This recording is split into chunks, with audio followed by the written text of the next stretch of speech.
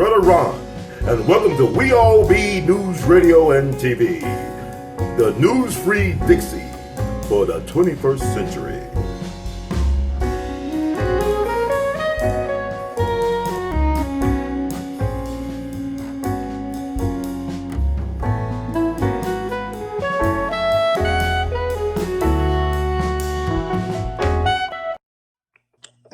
Hey, Judge, how you doing?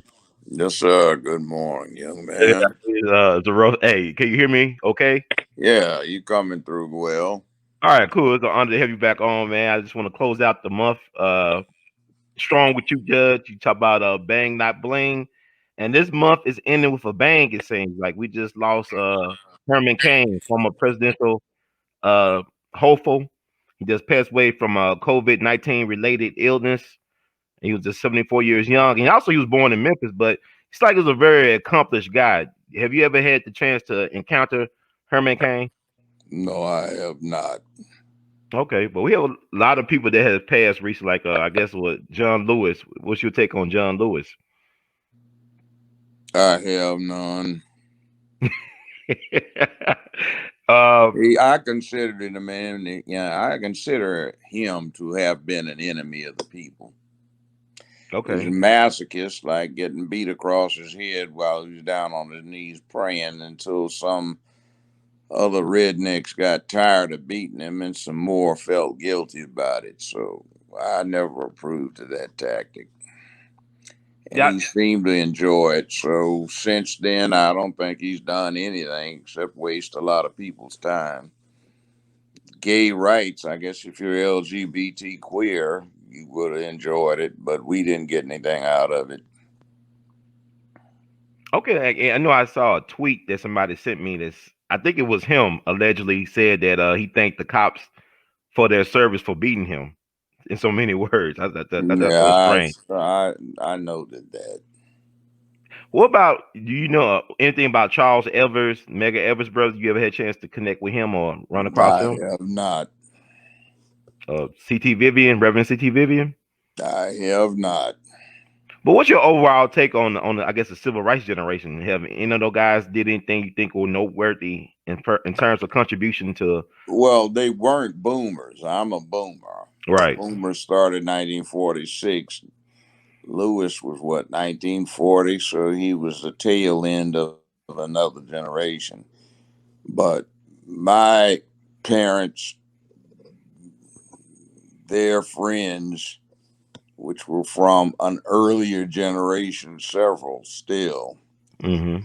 they didn't like it because it was not spoken of too much in the media, but most people thought it was a little too gay. And you had a Mm. lot of World War II and Korean War vets that faced real live combat, and they weren't about to get out on their knees and let anybody beat on them. You know, you it's interesting you said that because Charles Evers fit the description. You know, him and Mega were World War II veterans, and they believe in carrying guns and self defense. They even talked about having a Mau Mau in Mississippi back in the day, That's armed right. revolution. That's right. So we do See, need to talk about that. Is 'cause I think people do misclassify people as boomers. These folks like Reverend CT Vivian was born in 1924, I believe. that's That's not a definitely not a boomer. boomer.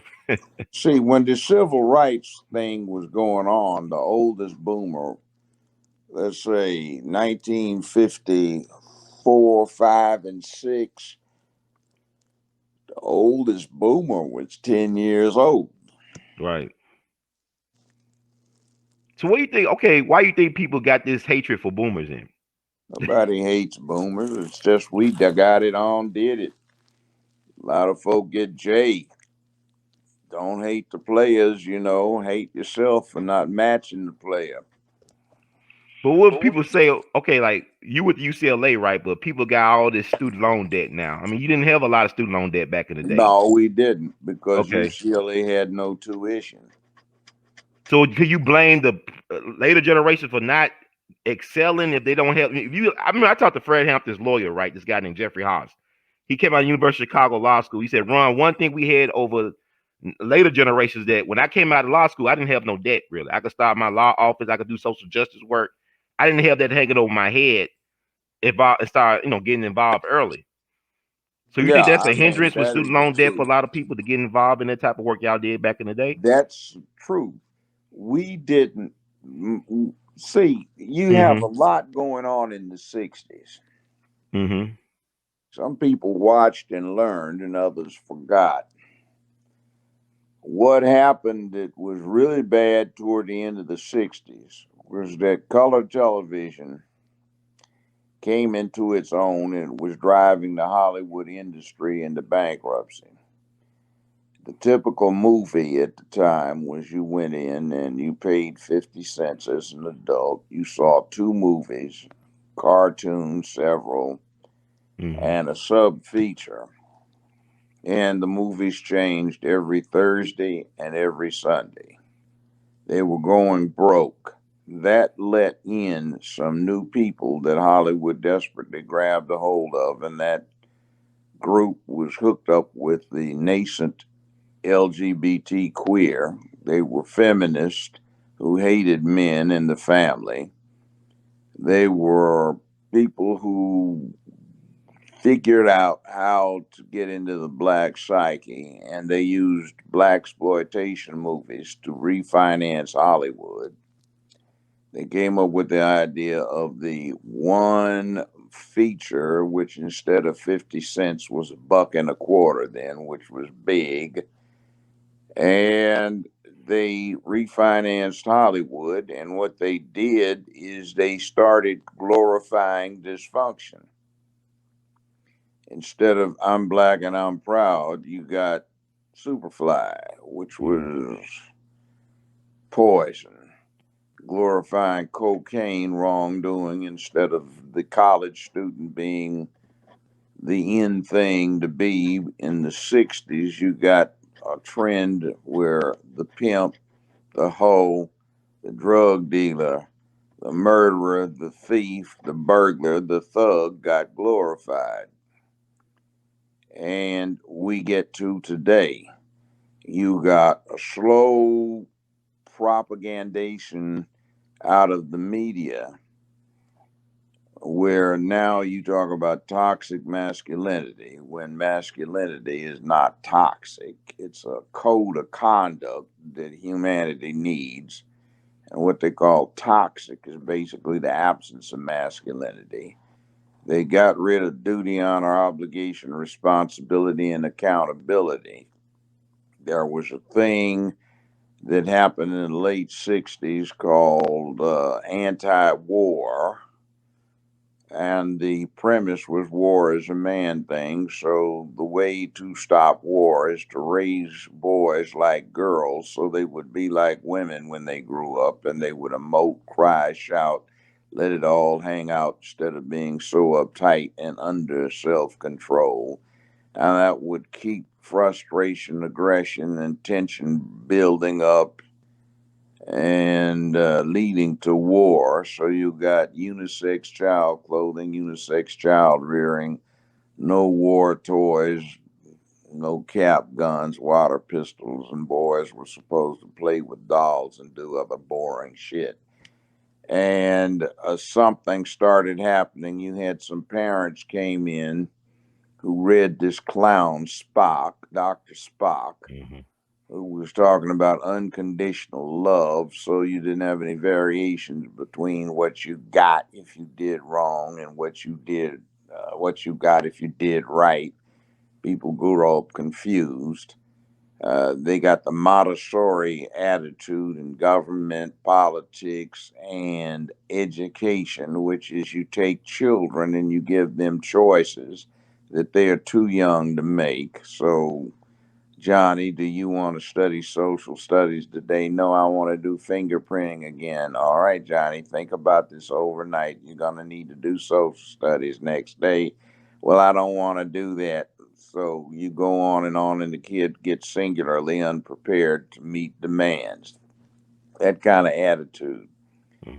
You get this thing out there where they start creeping this gay thing in on the public, which that's their business in the bedroom. But You turn on a television now, and it looks like 75% of the country is freak. Yeah, Judge, your finger, I guess, is covering your face. Okay, I got Oh, you. Okay. yeah, there. Okay, cool. So it's not a good thing. Not saying that they don't have the rights to do what they want to do in the bedroom, but leave it in their bedrooms and don't try to put it in everybody else's living room and make the world that way based on hatred. They hate themselves and they hate what they want to be. This started back in the late 60s when around college campuses or around, well, on college campuses around the country, you got this crowd were taking pledges that they were going to do something about this in their careers, and they did. Mhm. But you see, that wasn't us, that was something else. That was a distinct minority. What we were about is taking advantage of a stellar education that most of us got, even in the South. And we had courses that we had to take. We did not have any choice about it. The teachers had discipline in the classrooms. There were dress codes. Boys had to have neatly pressed slacks, shined shoes, their shirts tucked in, a belt, hair combed, neatly groomed, no mustaches, no beards, none of this. The girls had to wear skirts or dresses an inch below the knee, bobby socks, and pumps, no sandals. They had to have white blouses buttoned down the back and no earrings and studs only in the ears if they had pierced ears. The boys weren't allowed to wear that, and a respectable hairdo, no jewelry. Mhm. And we dealt with science, math, social studies, or government. We dealt with learning how to read and write, learned English, how to write it, grammar, and they had ample vocational educational opportunities for those who were so disposed. Now they don't have any of that. We had gym every day, 1 hour every day for everybody, and you had to take a shower, and there were no excuses for not going to gym, and we had physical testing on a regular basis to see if you met the national standards, and if not, you got worked harder. We were fitter. I never saw anybody fat in school except one time, and that was when I was visiting another school. Everybody was in shape. And what you see now, ordinarily, the size 2, 3, and 5XL ladies, you never saw, not once. Mhm. I mean, I see more walking into a restaurant now than I saw in my entire life until I was 35. Mhm. Mm. Uh, Sisters had the fro, they got off for frying their hair. They were looking good. The power fist, I'm black and I'm proud, was the hip thing to do. If anybody had a dashiki on, it was subdued earth tone or forest tone, so you could actually go to war in it. Levi's or slacks or something like that, and we were ready to go. Mhm. Then they got to these platform shoes, bell bottoms, and pimp hats, and all of the jewelry and bling and everything like that. The pimp mobiles, and Oh man, it really went downhill. But see, again, it wasn't really the boomers that did that. It was the generation before. See, when you're 20 something is one thing, and you born in 1946, 1966, you're 20, all right, you're starting to do stuff, but the real people that were in on it were 35, 40, and 50, and that was before our time. Mm-hmm. So don't blame the boomers for that. We just were the group that was the product of the best education that the country has ever provided. So we questioned things. We were cynical. We were suspicious about stuff. We would get involved in causes. And when time came for it, we'd kick ass. But be that as it may, the religious right started setting up separate schools in the South because integration was being enforced, and they didn't want their children to go to school with the colored. Joe Biden was in Delaware saying that he didn't want to let his children go to a zoo full of animals, which is what schools became when you let in the Negro. And that kind of thing was being pushed by Faubus, Stennis, Wallace, that group of just evil, racist, Strom Thurmond. And by the way, when Biden first started getting into politics, he got all of that group to come to Delaware to campaign for him. He called them his mentors, his heroes. And Biden is not a boomer because he was born at the tail end of the generation before the boomers started.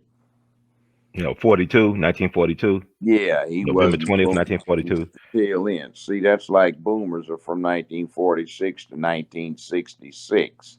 So Bill Clinton is a boomer, though. Bill Clinton and George W. Bush, when you say they boomers, I think they are. 1946. Yeah. And also your point about the Hollywood stuff, Gordon Parks directed Superfly. He was born in 1912. Yeah. So why? I mean, people got this hatred for y'all, but y'all really hate it. But see, I we guess it's not kicked fair to ass. hate y'all, then, man. You see, we were the Black Panthers. We were the Black Student Union. Mm-hmm. See, that's not something they did. The first black student unions came into solid existence by 1966. Mm-hmm. Very few places, maybe 1965. So, yeah, we tail ended with the generation before. There's We're the even ones Sweetback that burnt Badass down the song. cities. Melvin Van P was born in 1932. Sweetback Badass song. Yeah, So I mean, see, like you said, the black exploitation people were not boomers. no, they weren't. See, so don't blame us. But it's a lot of people that I like to listen to out in the so-called new black media. They just put a target on y'all. Y'all like a big. I mean, you an exception though. They love Judge Joe Brown. I mean, you the exception to the rule. But it's not even fair how they assessing. They show you how we're not really students of history. Yeah, Black well, people. they aren't. See, that's the thing. Nobody wants to put in the work to do what you have to do to become enlightened. See, Mm-hmm. becoming an enlightened person like you, I remember when I met you, weren't you about 19 years old over at, what's his Ernestine Hazel. name? Actually, I was 34. It No, was you like weren't. 2014. It was the Ernestines and Hazels. I met you doing your campaign for No, which you should have I won. met you earlier. Didn't you go to Rhodes College? No, I didn't go to road. I went to Washington University, St. Louis. I look like a lot Wow. of people though. Okay, I thought I'd met you at a BSU thing years ago. No, it probably Ernestine somebody and my Hazel. cousin or something. Yeah, may have been. Do you have a We all cousin? look alike, Judge. Do you have a cousin? I have cuz I don't know about I know that with the roads by any chance, but I have done some work with roads in the past, but I never was a student at roads. Oh, I know who it was I met at Rhodes. He just Mm. died a couple of years ago. He used to run the Tri-State Defender. Oh, Bernard Smith. Yeah, Bernard. I met him when he was Yeah. 19 there. He was a member of the BSU. That's what I'm thinking about. Oh, he a good guy. It's like he did a lot for the community. He died so young though. Yeah, he was stressed out because it's really hard doing what he's doing. See, was Hmm. doing. And one of the problems is the lack of capitalization. Right. I know from having unlimited money at one time, when you didn't have to worry about how you spend it, Hmm. it's a stress free life when it comes to that. Yeah. I'm retired now, so I'm pretty well off, but I mean, I don't have any new income coming in other than stuff that I generate, but I don't need it. But you got to keep track of what you're doing now or hire people to do it for you, which I do, Hmm. because you are retired and you got to manage what you put together Yes, sir. so it doesn't get inflated out of existence. But it's running a black business is a thing that's fraught with stress, and it ought to give us a clue about what we ought to direct our children into: science, technology, engineering, and math if they're smart enough. Hmm. Those things can potentially generate a dot-com revolution type situation where there's something new where people can get in on the bottom of a movement, get on it when it starts, rather. And that provides something where it is not overlain by people that have been doing it for generations, where they're deeply financed, where they can afford to operate at a loss for a year and a half or 2 years while there's a recession going on, and bounce back and still keep it going. You See, know, we tend to have a thing where cash flow is so important that we can't suffer a lack, so black businesses tend to go out of business quickly. when you said that, I'm thinking about Lamar Hunt, who was the owner and founder of the Kansas City Chiefs and also one of the founders of the American Football League. His father was H.L. Hunt. So he said we could run at a deficit for many years to fund a opposition to the NFL. And that's what he ran. He was able to do because his daddy had deep pockets. And a lot of people know who H.L. Hunt was. He was an ultra conservative oil guy who may have allegedly been Yes. involved in the Kennedy assassination, who hated Dr. King, and also cut big checks to Elijah Muhammad and the Nation of Islam, which is interesting. This has all been proven.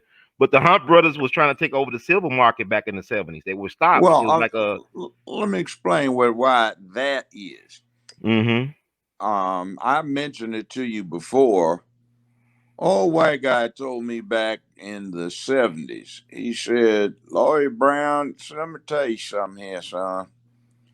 He say, "I likes you. You comes in from the West Coast. You ain't running around here acting like some of your you're not kin folks. Some of your familiar folk around here be shuffling and looking down at the ground, can't look a person in the eye, and be crunching up their hat and just acting like some kind of damn animal.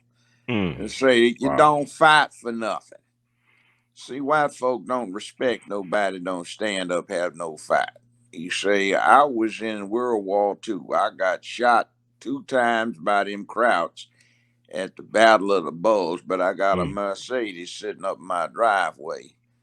My son be riding around in a BMW, and my wife got a Toyota, but my brother got shot 3 times in Iwo Jima fighting them Japanese. We used to look down on Japanese like we look down on black folk, but we don't know no more because they had kamikaze and bonsai, and that scared the living shit out of us.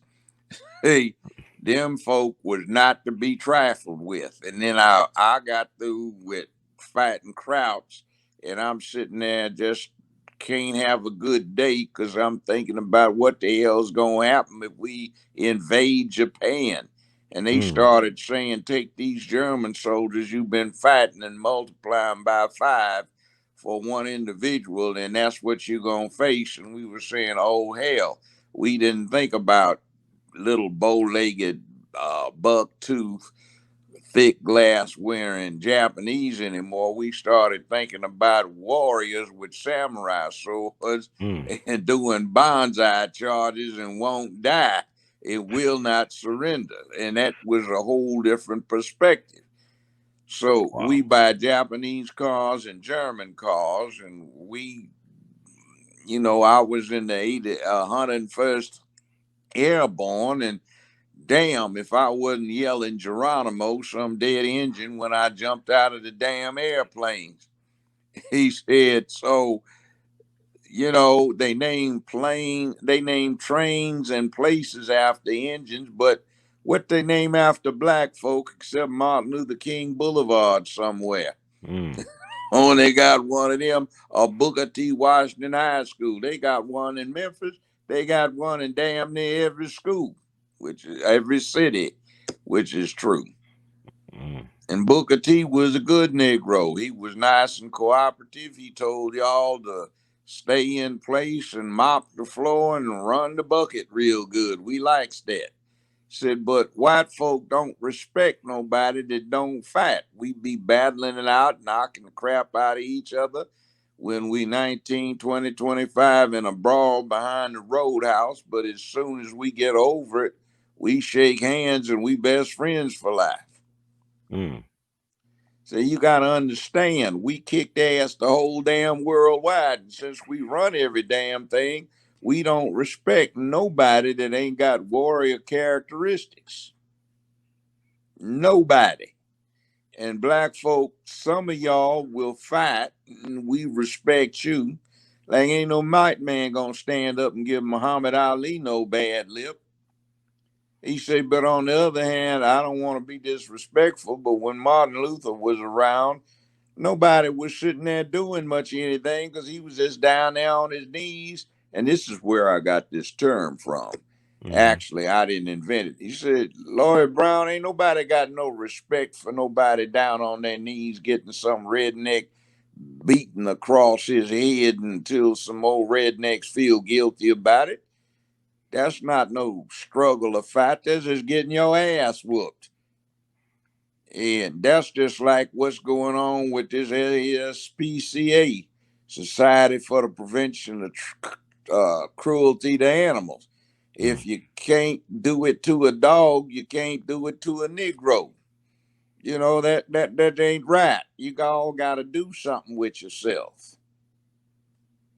When you say that, I'm thinking about this brother from the '60s named Robert F. Williams from North Carolina. I know, I've heard of him. Yeah, who Didn't he did write a fight back. book? He had to leave the country, but he said it best too. I saw one of his interviews before he died. He said the reason why they don't talk about people like me because we fought back, we never lost nobody, and they don't want to have a black man be George Washington, where you could retire to Mount Vernon as a hero, as a legend. They don't want, because he said you named the streets after Dr. King and Malcolm and Medgar because you killed them, and that's like sending a warning to the younger generations. If you get out of line as a black man and stand up for yourself, for your people, you won't make it to 40. But he lived in his 70s and fought a good fight. Some of us didn't get killed, but some of us were some real badasses. See, some of us went on patrol back in the 60s to keep the communities in places like Los Angeles, Chicago, and New York safe. And other cities packing hardware. We didn't like it when the Panther Party went and grandstanded that thing and did that demonstration in the state capitol in Sacramento. But by the way, that wasn't exactly uniform Black Panther stuff because that was the Bay Area chapter. And the Los Angeles chapter didn't agree with it, and the Chicago ones didn't get involved with it. So we thought it was counter-revolutionary to go do that. And it prompted Gil Scott Heron and the Jazz Messengers to do that thing they did where the revolution will not be televised. Mm-hmm. So you have to consider uh, keep it quiet, but keep people enthused, and so you can recruit them to do what they need to do. Now, So the that's one of the problems we have today. Everybody wants to do something and then flash it on Facebook. Looky, looky, looky. I got an M4 clone carbine. Oh, wow. And see, you make yourself a target now for Homeland Security / Patriot Act surveillance, and you've compromised yourself. See, that it may be necessary, but we used to do it with a poster, which didn't put a face to it. It was a artwork thing where you didn't have an actual person on there. well, let me ask And you this: you think the that month for? No, go ahead. Sorry. see, this thing you have to understand with social media and the net, you have a problem in that the enhanced technology that allows enhanced surveillance and suppression. See, in my day, if we did something, we could get away with it. Mm-hmm. But now you've got helicopters that do wide angle surveillance from 10,000 feet. And I saw it when I'd have motions to suppress in my courtroom. And you would see an image of some people that just robbed a liquor store from 8,000 feet up, infrared, where they could see right straight through the car. And using computer generated images, they'd put a triangle around one, a diamond around one, circle around one, square around one of the suspects that you're looking through the roof of the car to see with the heat sensing technology. And you would follow them to a location or where they dispersed, and you could keep them in sight in that vector in squad cars. We'll see. I also got a tour 20 years ago, of a DEA facility. And I'm looking at the wall with all of these monitors on it. And I said, "Oh, you must have seized these people's computers." I said, "No, we haven't seized them." I said, "We got warrants to investigate certain people's computers. And based on what we picked up looking at the suspect's computer, we are investigating the computers of everybody that person's been in contact with." So these people are monitoring real time what several thousand people are doing right then and there in real time on their computers, as well as recording it. People were writing silly notes to other people, like trying to get get laid that evening, and then people were discussing some serious stuff. I went in another part of the facility, and they had all of these lamps and wall sockets. And what happens? Let's say somebody they're interested in checks into a hotel. Well, they in collaboration with the management, they go in and switch out the wall sockets, and the wall sockets, the plug-in kind, they've got a built-in listening system. So they have a lamp. They can do that when the maid cleans for the first after the first day, and they can look and listen at everything that you say or do in the room and track you. Track you? Well, I looked in another room and said, "We've got an operation here. We've been putting temporary listening devices on it. This guy's car, we're going to put a permanent one in." So I looked at them. There were four of them. They drove up in a van. They jumped out. One of them threw down one of these little flat platforms with the roller skates on the bottom, jumped on it, slid under the guy's car real quick. Another one used the tool that you see the towing guys use to open the door.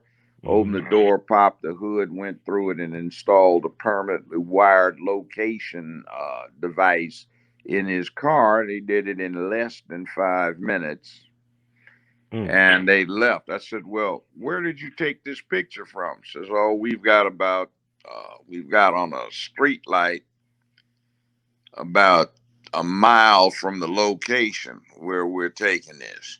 And I know one time I had a drug case up here, just Jackson, Tennessee, and this was in 1986.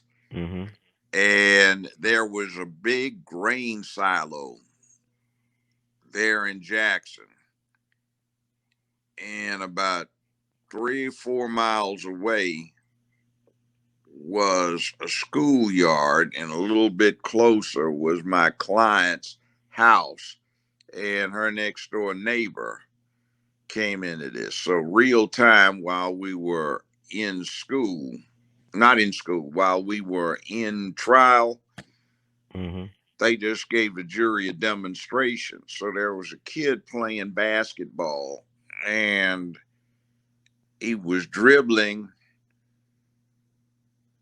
stopped and held it, and they zoomed in real quick electronically, and you could see inflate the 13 psi next to the inflate aperture in the basketball. You know, you've seen that where they have next to where you inflate them. Right. Said inflate the 13 psi. I said, damn. And then they flashed to the neighbor next door to my client's house, and it was reflecting. So they put a polarization filter on it. We zoomed in. The old lady was reading a newspaper, drinking a cup of coffee. And then they zoomed in so you could see the headline on the newspaper, then the sub headlines, and then they zoomed in so you could read the print. So they had been using this space technology to do surveillance on my client. And check this out. They had recorded some of the serial numbers of the bills that had been given in exchange for some drugs that they were buying. They wanted her as a drug queen pin. Wow. So, I mean, the bill serial numbers were generated from that camera that's in the tower looking through her front window as she's doing business inside her house. That's scary. Yeah. So that was 20 years ago. So remember, it's gotten worse for us when we try to do something. There is this call for unity. And that's one thing, but you got a downside to that. You don't need to unify with everybody because some people are enemies. Some people are snitches. Some people are opportunists. And many of them will get in and destroy something good or break it up or get everybody put in jail. Got to remember that. See, when you have a revolution or an evolution, there's a power play and it gets ruthless and somebody becomes fearless leader and takes over. It requires what's up here and what's here, and also a bit of luck. So would you blame it? Yeah, I mean, it's interesting. I'm glad you're saying all this. Is very important for people to think critically about how we, how people move as individuals, as a collective. But would you say, in hindsight, that the Panthers demonstration in Sacramento back in the '60s, did they actually lead to the Muffler Act being passed? Oh, it was a horrible thing. Internally, before they did it, was, man, what the hell is wrong with you? Okay. You have lost your bloody doggone mind. Now, don't ask me how I know that, but I know that. Mm-hmm. Like you have lost your damn mind. What is the matter with you? Y'all are gone crazy up there. Don't do that. Well, man, we got to show the power, to the people. Blah, like power to the people doesn't mean you got to go up there and floor show, grandstand, and get all this mess coming down. But they did anyway.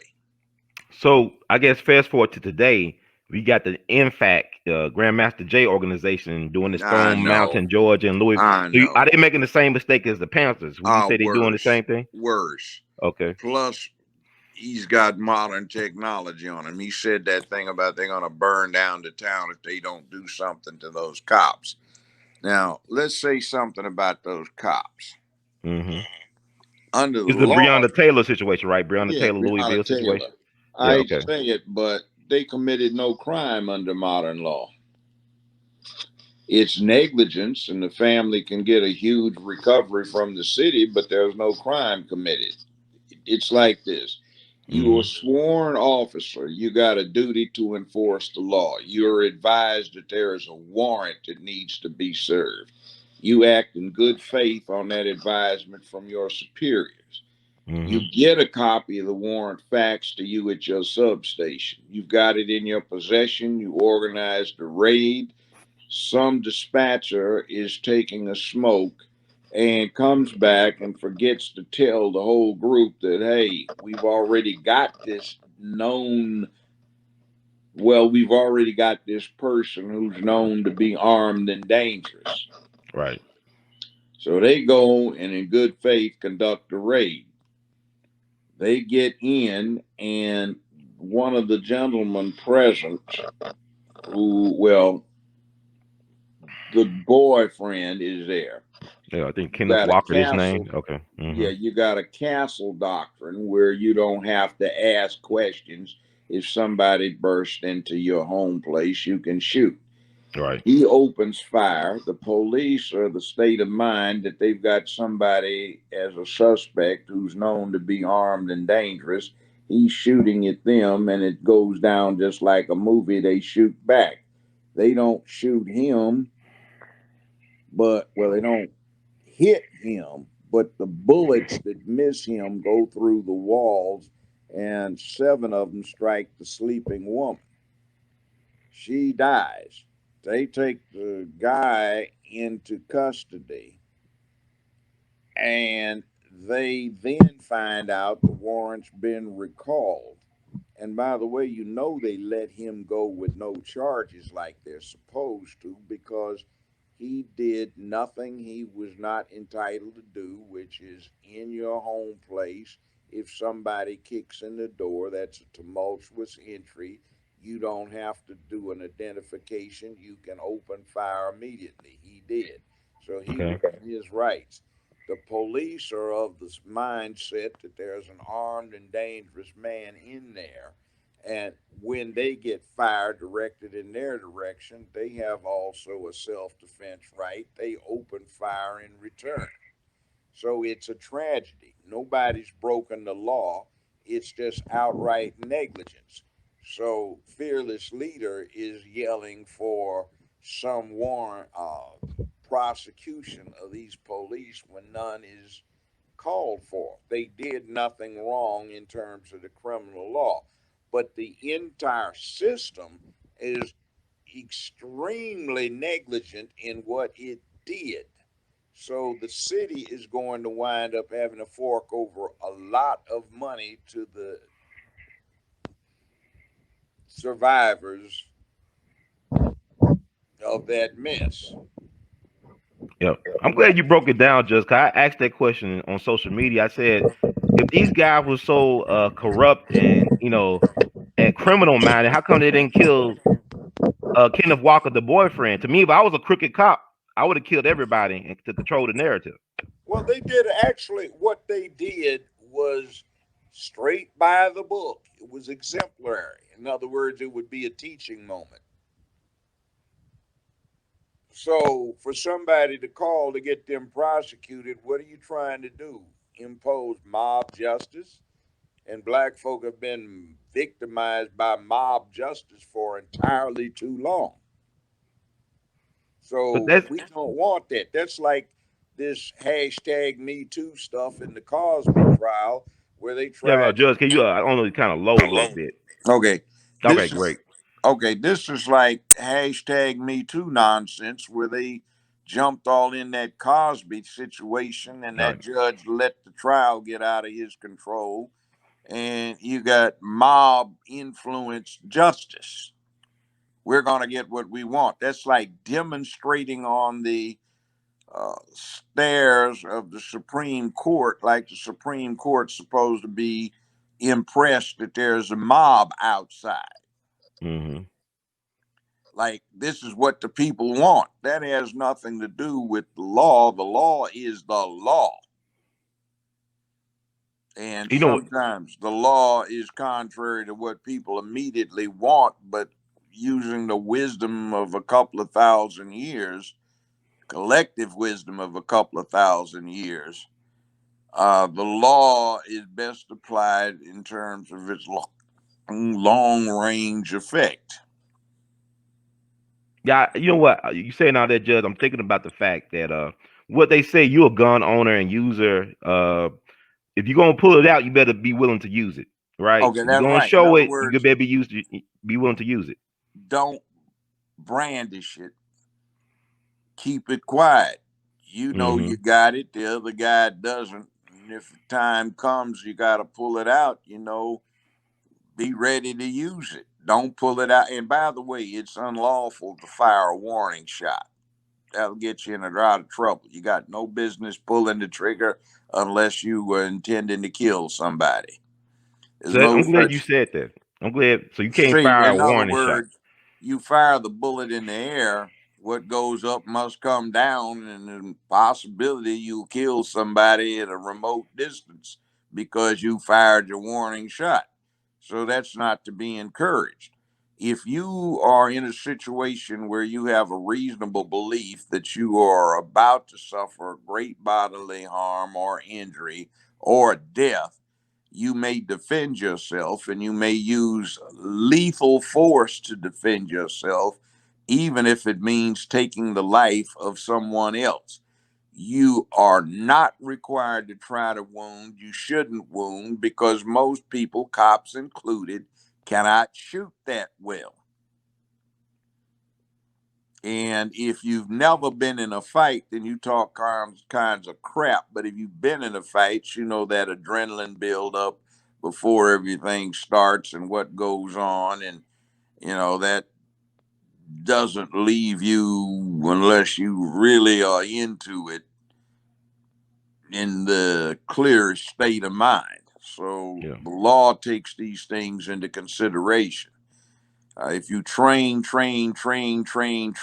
they've got a saying: train hard, fight easy. Mm. Train like you think you're going to fight, sweat, make it dangerous. And if you do it over and over again, it gets to be a habit. Yeah. Now, I've been in, well, one I can talk about. When I had that James Earl Ray case, Mm-hmm. I was at home and it was about 3 a.m. in the morning. I was out here in Whitehaven. I became aware of two people dressed in dark clothing with balaclavas, that's those ski mask looking things, Mm-hmm. front and back, with some equipment, and I could see pistols on them. So I had a 45 that I usually carried, so I went and got a 9 and I hand loaded, and I had some souped up ammunition for the 9. And they took device that had a suction cup and an arm around the suction cup that rotated on it. And there was Mm. a glass cutter at the end of the arm. So they took out the screens, put that thing in on the window pane, and cut a circle out, reached in and unlatched the windows front and back. And I heard them talking on their communication, and they synchronized it. Said ready one, then back ready two. All right. They pulled the thing out, and then they reached in to lift up the windows. They started climbing in. There's 2 front, 3 back. So I shot the second man through in the front first, and then I shot the first man in the front. Quickly got the 3 in the back. They were shooting back, about 25, 30 shots exchanged. Wow. I was worried at first about, damn, what a scandal this is going to be. Who am I going to call for a lawyer? And I said, screw it. I'm a sitting judge. I got a safety thing here. Somebody's breaking into a judge's house at 3 a.m. in the morning, 5 of them armed, kill the bastard. So I was proceeding to do it. My 45 was hitting Kevlar and it wasn't doing anything. So I quickly transitioned to the 9mm and got more results. So what I did is I called Winfrey, who was the director of police at the time. He was an old friend. I said, man, these guys came out. He said, this is the second time, because I'd had some suspicious burglaries going on too. Okay. And he came out personally the next day, and we walked through. There were 2 blood trails out front, 2 out back, and some spotty blotches of blood out back on a 3rd trail. So I hit all 5 of them. And I started aiming for the neck, and I know I hit one at the base of the neck, and they were helping him away. So they ran through the neighbor's backyard and got into a car on the other side of the block. And these guys in front ran down the street or hobbled down the street because I hit them, and they got them in. See, the other thing about shooting somebody that you have to understand when police shoot is a pistol,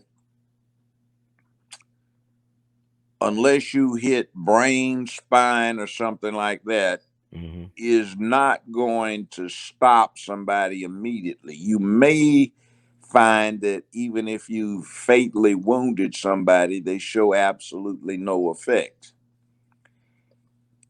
I remember a murder trial that really shouldn't have been a murder trial. It should have been a criminally negligent homicide matter, which is what the jury found as the degree of guilt.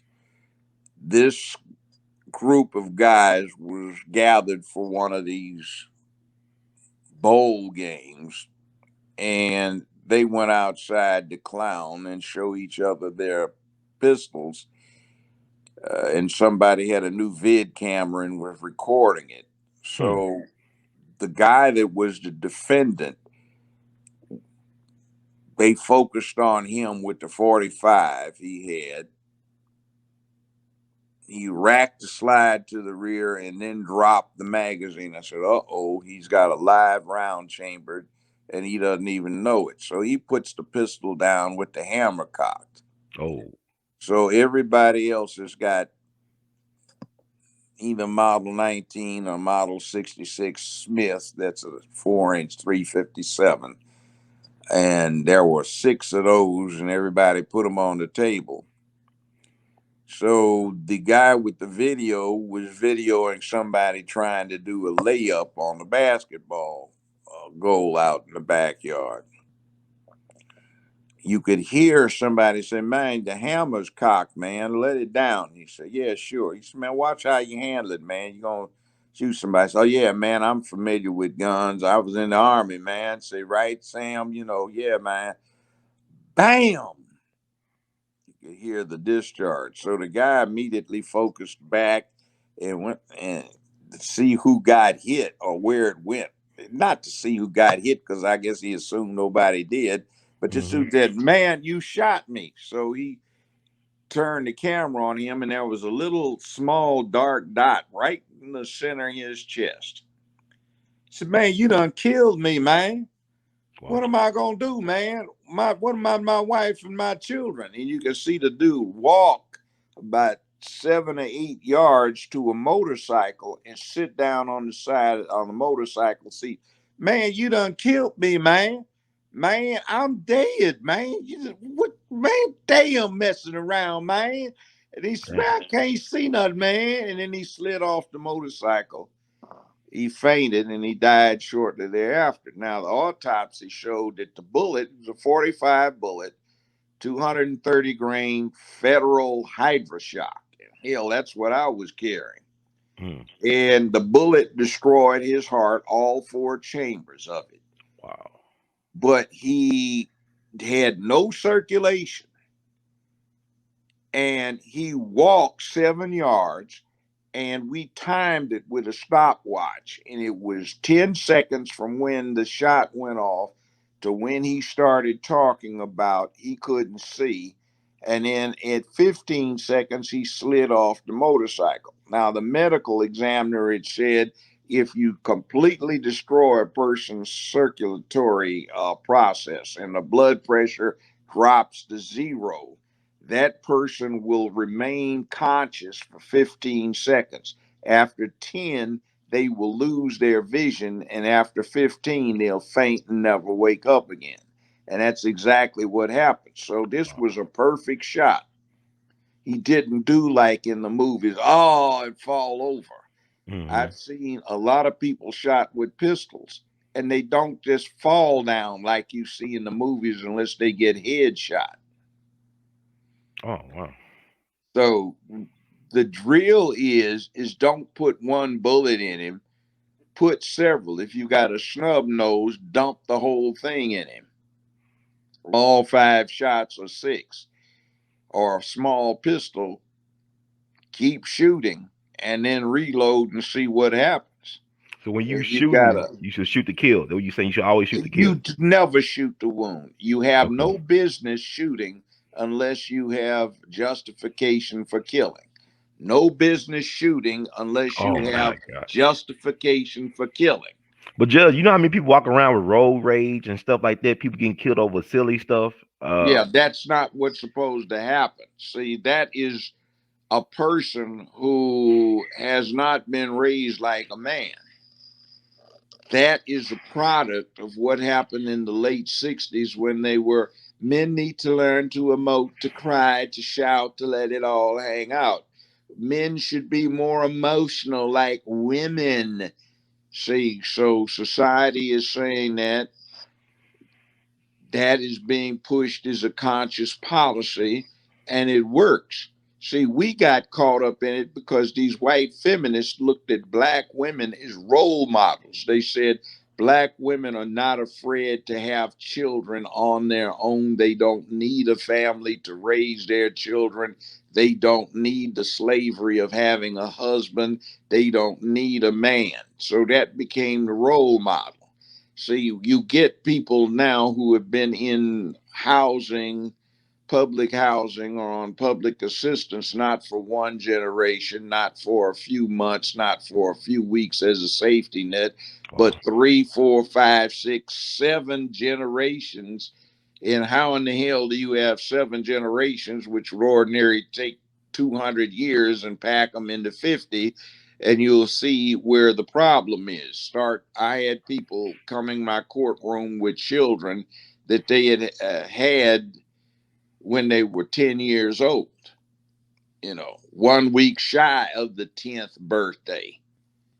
Because when you have high stress, females of most mammal species come into estrus at an earlier age than they would if they had a peaceful, prosperous background.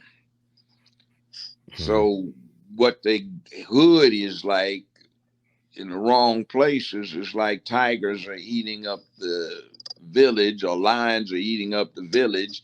So the young girls start getting their menses at 9 and 10 years old instead of 12 and 14. So you get that. Wow. So you got 7 generations who have used what's supposed to be a safety net as their new environment and they're breeding to it. It used to be that your fitness to provide determined the number of children that you could have and the number of children that survived to have children on their own. Nowadays, you've got a thing that was very bad that the boomers are not responsible for. LBJ did, but he had good intentions, but it just backfired. It's like a two-edged sword. It swung the other way. there was a situation where you got AFDC, federal aid to dependent children, based on the number of children. So the idea was is to have babies to get a bigger check. The more babies, the bigger check. You couldn't have a man around because the check would be cut off. So no men, no family, no fathers to raise the children, and having children to get the money to survive. The money didn't go to the children, the money went to the mother. That was her job. But you got deficiently raised children because you had deficient mothers. That became a style, and that became part of the culture over 50 years. But it really wasn't something that newly became part of the culture. It was a revival of what went on a slave plantation. The more babies you had, the bigger masses livestock herds were of bipeds. So you got rewarded. So unconsciously, the people trying to put up a safety net, or unwittingly, the people who were putting up a safety net just resurrected the same circumstance that existed on a slave plantation. So now you've got a scene where a lot of cities, particularly their inner city areas, are nothing but plantations, but the Negroes have no cotton to pick, and the black leaders are trying to be overseers on a plantation with no crop to grow. You know, you saying that, just remember that movie Claudine with Diane Carroll and James Earl Jones. She had all them kids, but when James Earl Jones was in the house, he had to hide when the social worker came around. The white lady social worker Yeah, came around. that was from See, I thought that. that was a comedy. I see it as a tragedy now. I thought it was Well, funny at first when I first saw it, but it's not when I funny. first started practicing law almost 50 years ago, I worked at Area Legal Services, which is poverty law, first at Nashville. They fired me up there when I threatened to throw the director out of the 7th floor, off the 7th floor of the building. He And deserved it, Judge. I believe he yeah, deserved it. well, I believe. I'm not nice sometimes. And I was down here and we dealt with poverty law, and one of the number one cases we had was getting a check turned back on after a social worker caught a man coming in. They would Wow. sit there, from the testimony you'd get in these hearings, they would sit in their cars with binoculars and watch all day to see if one of the fathers would come in. So I remember one case, the woman had 9 children, and she had 5 different babies' daddies, and 2 of them were conscientious trying to actually be fathers. So they cut her check off because these 2 had come by, to play with the kids and try to teach them some things. That's a bad thing. Let me turn a light on in here. I didn't go to bed till 5 something in the morning. Hey, I know you're a night owl. Yeah, I like to read a lot to Well, keep that's a up on. rarity. All these distractions these days. People don't like to read. People rather look at you speak for an hour than read something that takes less than 5 minutes, I which said is that to strange. you before, and you Yeah, it's strange. We are hold, weird. hold on one second. Let me Yes, turn sir. the light on.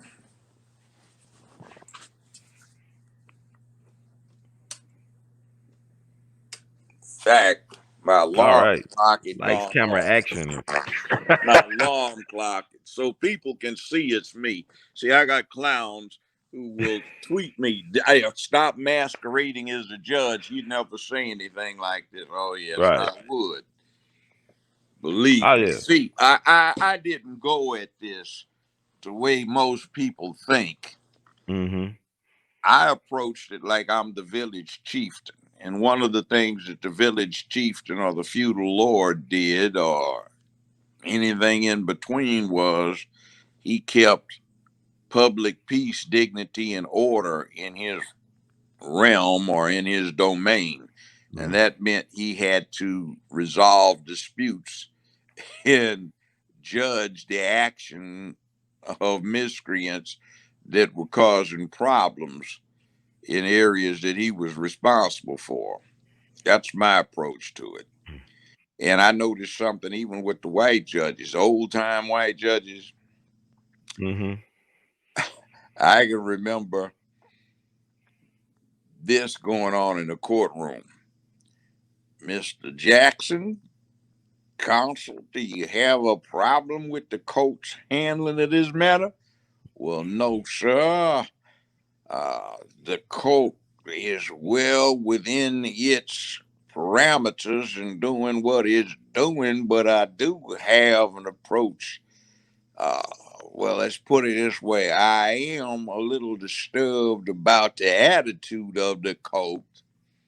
Well, Mr. Jackson, if you don't like that attitude, perhaps we can both adjust each other's attitudes when the court does not have on this black robe. Your Honor, I think that would be for quite satisfactory. Benton's, let's say around 5 o'clock. Well, Mr. Jackson, counselor, that sounds satisfactory to the court. Now, where 201 Poplar is, there used to be a couple of pubs over there, Mm-hmm. and it looked different back when. Mm-hmm. They met up over there, and these old guys were throwing down. I mean, they were throwing some punches, and they could actually box. It Uh-huh. was an interesting fight, but they were kind of old. So after 5 minutes, they were panting hard, and somebody said, "You fools are gonna have a heart attack." He said, "Jackson, you got enough?" Say, "Wilson, hell yes." I'm making up the names, Uh-huh. Hell yes. So they shook hands. So guys, bye, everybody. Let's drink some goddamn beers on us. Or I remember one time I was a prosecutor in this one judge's courtroom, and I got off the elevator in the old city court on the top floor, and he and this other judge were face to face. And as soon as I got off, Lloyd Brown, you got $50 in your pocket, son? Oh, well, yes, sir. Can I borrow it? I said, well, certainly. I'm gonna beat this bastard's ass right now, and I need $50 for bond. Now, God damn it, you want your ass kicked like I said I was going to? Let's get it on. Mm.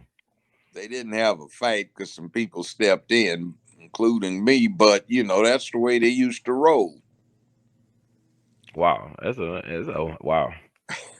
See, it's like the judge historically for most of the country's existence was a badass, like Judge Roy Bean down in Oklahoma.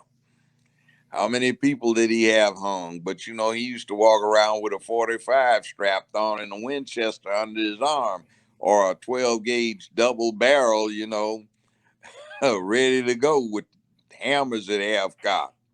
Wow. Oh, Wow. by the way, that shooting incident, nothing came out of it. When Winfrey checked, there had been no reports from hospitals or any calls in. And I guess it was that time when Whitehaven was getting ready to be a little crazy. One call came in, said they heard gunfire, but nobody even got dispatched. Just So say, you think well, that was related to the James Earl Ray case? Was that a yeah, it hit was. team? Was that Yeah, a it was. professional hit team? Yeah. See, it Wow. was. Bottom line, I'm talking from the bench about what I am discerning from the evidence, and the Mm-hmm. conclusion is it's not Ray. It looks like something else is going on here. So the whole thing was we had to keep it on Ray. They had to keep it on Ray because, as it turned out, the FBI furnished the murder weapon and the ammunition, and it was a professional, a military team, 2-man hit team from the fire station. It was not from the flop house nor the bushes. Wow. I could see that definitely. So that was a government sanctioned hit, or you saying basically it was I don't government. know if it was government sanctioned, but again, another little incident. My secretary said, Judge, you need to get this call immediately. Take a recess quick. I Mm-hmm. said, well, something urgent's come up. The court's going to take a 5-minute recess. She said, hurry, hurry. So I got back to my chambers and I picked up the call, said, Judge, this is Detective so-and-so. He was former client. He said, me and his partner, I knew him too, said, we are out here in the parking lot and we've got two people out here. We're looking at them. They're trying to break into your Lexus. Wow. I said, what? He said, we'll take care of it. So I got back on the bench, and about 5-10 minutes later, Judge, you need to take this call. So I said, we have to take another recess. There's a real tense situation that's developed. I didn't tell anybody what. So I go back there and said, Judge, we caught them. They were trying to plant 2 kilos of coke in your car. Wow. So we got them laid out. They say they were trying to conduct a sting operation, and they won't disclose what agency they are, but they've got some generic federal ID. So we're checking it out. That's crazy. This is doing the James Earl Ray thing. Yeah.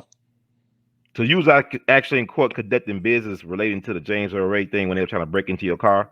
Well, no, I wasn't at that point, but Mm-hmm. it's what everybody was surmising that it was about.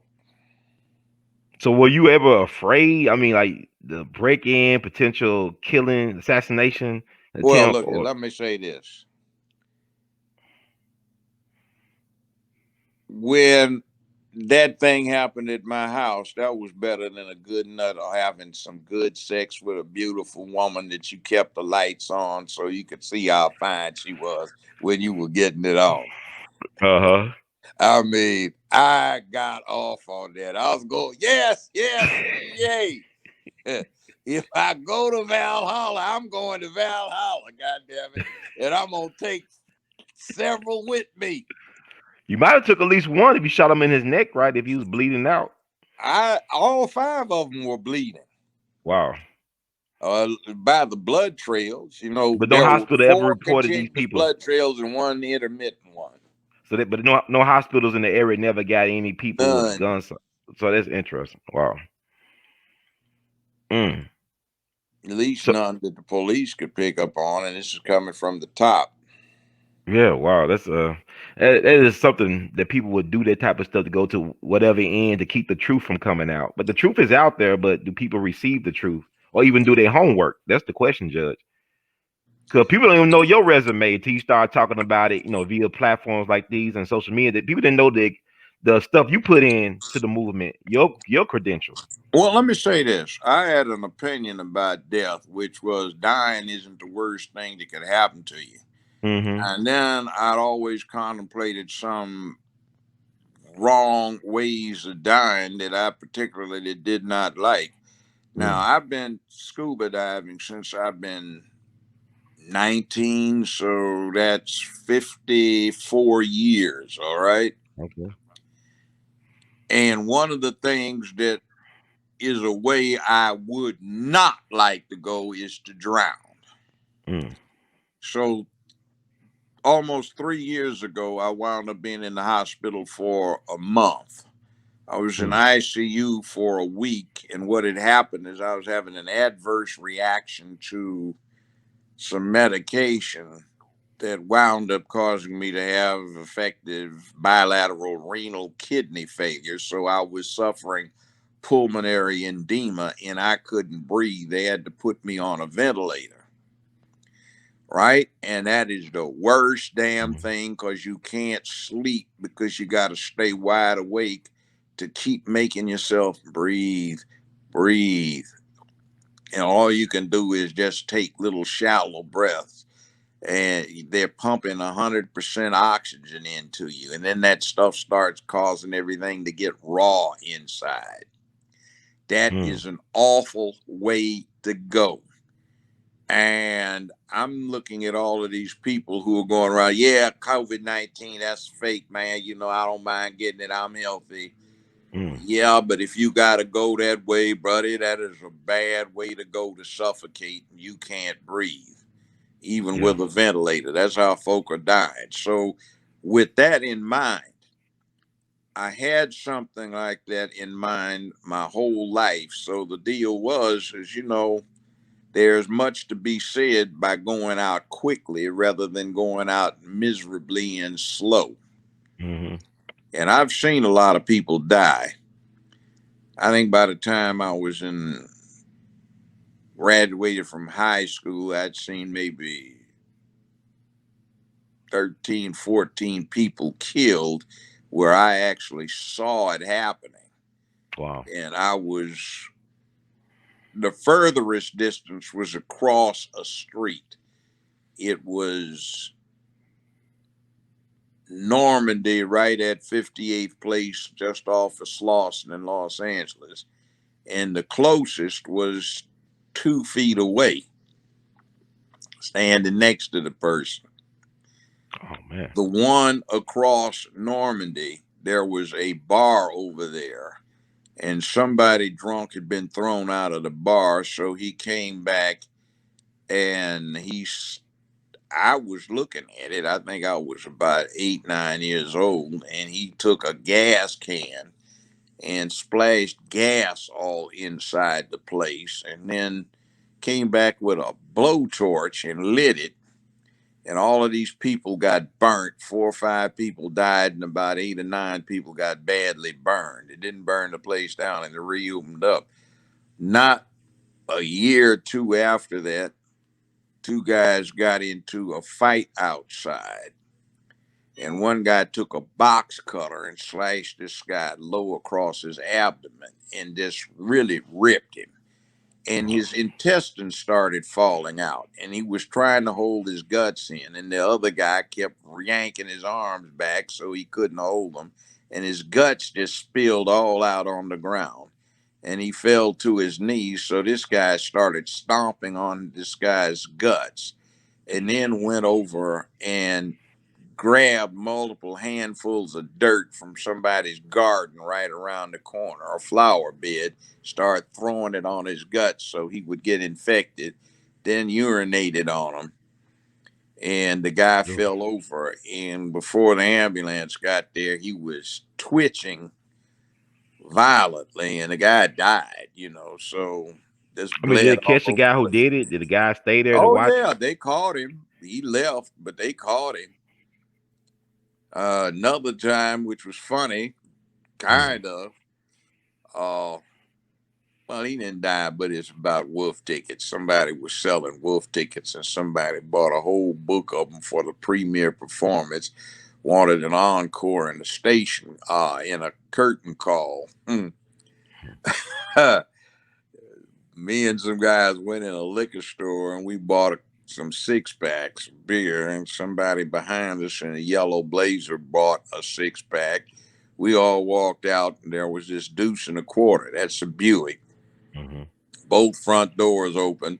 This woman was cussing this guy out. He was going, "Oh, baby." And she's, "Oh, baby, nothing. Your breath stank. You can't, you broke, blah, blah, blah, blah, blah." So everybody looked over there. So he didn't say anything to us, but he started talking to the guy behind. "Hey, man, what you looking at? Hey, fool, you in yellow. Talking to you." Guy said, "Man, what you talking about? What you looking at, man? You looking at me and my old lady?" "No." "You a damn lie, man." So, "Okay, I'm a lie, brother. Go on, tend to your business. What's the matter, man? You think she ugly or something? That's your woman, man. I ain't talking about her." And then it got into, "Man, don't be sitting up here. You calling me a lie, man. I'll cut your gizzard out."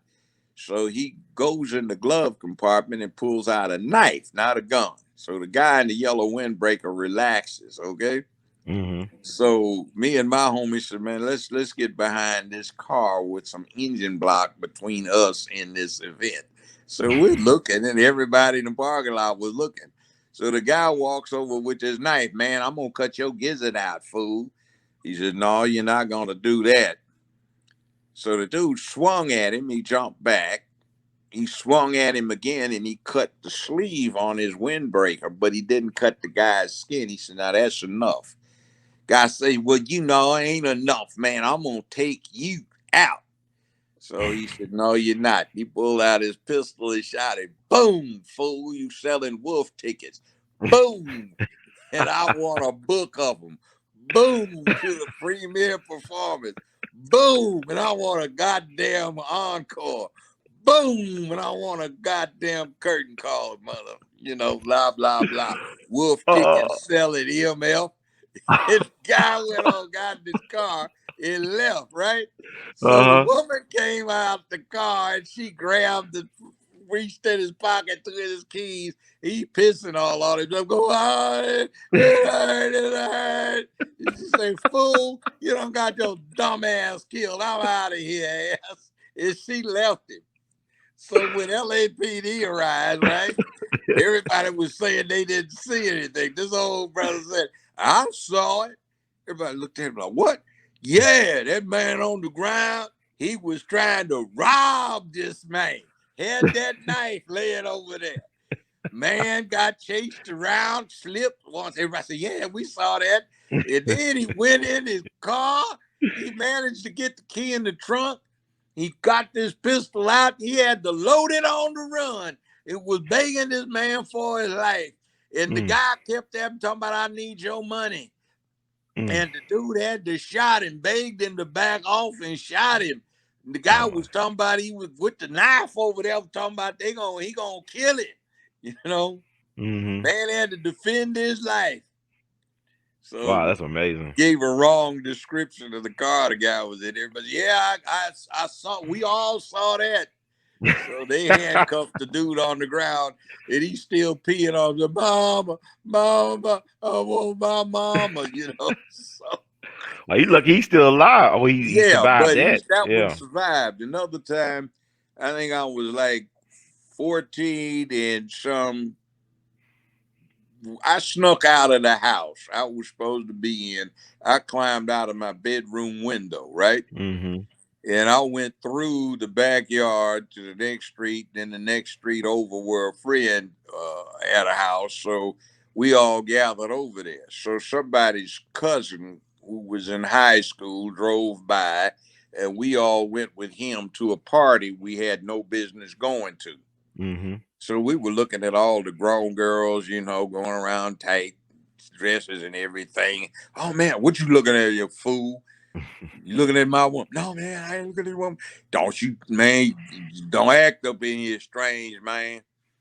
So we heard this commotion out on the front porch. So we look out, step out. Man, what you say you gonna do, man? I'm gonna kill you, man. You just wait till I get my shit. Wait a minute. You ain't got your shit with you, man? No, man, let me get it, man. I'll be right back. No, man. Earl, you heard dude, man. He say he gonna kill me. I heard it, man. I heard him say that. You hear that, Willie? Yeah, man. I heard him say he gonna kill you, man. Man, you ain't going nowhere, man. Let me get my shit. No, man. You think I'm a fool gonna let you get your shit so you may try to kill me? No, man. You ain't going nowhere. Well, man, wait a minute. Let me get my. No, you ain't got your shit with you. You heard it. Everybody heard it. Yeah. And he said he gonna kill me. I heard that too. All right, man. I got something for you. Boom, boom. You gonna kill me, motherfucker? You know, blah blah blah. The dude hit the ground. He shot him 2 more times in the head. Right. Well, he really killed him. He dead, right? Really killed him. Yeah. It was in the newspaper. So me and my group, we go running back through the house, knocked over a couch. We found a bathroom that was open, and there was a window in the bathroom. And we broke the window and climbed out the window, and there was this big German Shepherd out there. Oh, I geez. got over the fence. 3 of us got over the fence. Fourth, there were 6 of us. And one guy, the dog grabbed the back of his jeans and ripped the pockets out and bit him on the ass. But we got out of there. And, you know, we got separated from the cousins, so we had to hoof it back. That took us until the sun was getting ready to come back up, Wow. you know. But it is That's what crazy. it is. But why Yeah. would people? Why would you say that? I'm gonna go get my gun. I mean, why you just be quiet about it? Well, that's the point. Mhm. You keep your shit on you and you Mhm. keep quiet about it. Lesson learned about everybody got the floor show. And see, one time I showed somebody, you know, I've been taking martial arts and other stuff for 55 years, 54 Wow. years. And I've been shooting for 67 years. My old man taught me to shoot when I was about 6 or 7 years old. Wow. Okay. So the drill that we used to do is we'd set up targets. We'd hand load. There'd be 6 or 7 of us, and we'd load up so everybody'd fire 500 rounds of center fire and 500 rim fire every weekend. This went Mhm. on for a long time. So we had a drill where when somebody blew a whistle or made a certain sound, or we'd say Wilson, which was just what we say. Uh, you were supposed to have a quarter resting on the back of your Mhm. hand out. You were supposed to draw and fire before the quarter hit the ground when you heard the signal and hit your target. So some years later, some fool was talking about, okay, and this time I didn't shoot somebody. Some idiot was waving a gun around. So while he's waving, he suddenly found the muzzle of my pistol staring him right between the eyes. I said, "See, you didn't expect that. So thank you. Hold it up. If you move it down, you breathe heavily, you're dying." So I took his pistol, unloaded it, reholstered mine. Said, "Now I'm here to do some investigation for a client of mine. That's Mhm. what we will do. We will not be acting a damn fool like you're doing." So, see, if you have it, keep it concealed. You don't need to pull it out unless you need to pull it out. If you need to pull it out, it's because you've got justification to using lethal force and even taking the life of your assailant. So don't shoot unless you're going to kill. And I can take anybody, half the cops I know out on a range, put a target at 7 yards away, which is the typical distance according to the FBI at which gunfights occur. And they do well to put several out of the many rounds into the kill zone of the target. Mhm. Then remember, the target may not drop dead. 1968, UCLA's campus, Campbell Hall, we had a meeting on whether or not we were going to support Ron Karenga's US organization in his bid to take over the Black Studies Department, or we were going to do it our way. Some Panthers were there, and there were 4 US members that ambushed John Huggins and Bunchy Carter, who John was Minister of Propaganda or Information, and Bunchy was chairman of the Panther Party. Well, let's just say I stepped out on this because I was going up to my office because I had an appointment. This is around the noon hour on campus on a weekday, broad daylight, well lit. Mhm. Uh, 2 US members pulled their pistols out. One of them shot John in the back twice, and another one shot Bunchy twice in the chest. They took off running down a long hallway. John was shot even with the door facing down the hallway. He pulls a 357 and fires off 6 shots, one of which hits the guy, one of the shooters, in the no, accomplice in the back. It hits him in his scapula, but it does not go through into the thorax. So they keep Mm. running. He's got a sore back. Then John falls over. By now, I've gotten back down. So I see just after he's got through shooting, he falls over backwards and blood starts bubbling out of his eyes, mouth. Eyes are open, and Bunchy is face down up on one elbow and he's moaning, and then he just drops. So they lived long enough after being fatally wounded for that.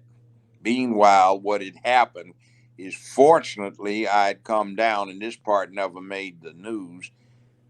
Somebody put 4 bullet holes in the back of my chair because I was supposed to be in the office. Somebody had kicked in the door and they had to repair the door jamb, and that was upstairs. So that was another episode. So we have all of these things going on. So sometimes when I tell folks something, it's like, okay,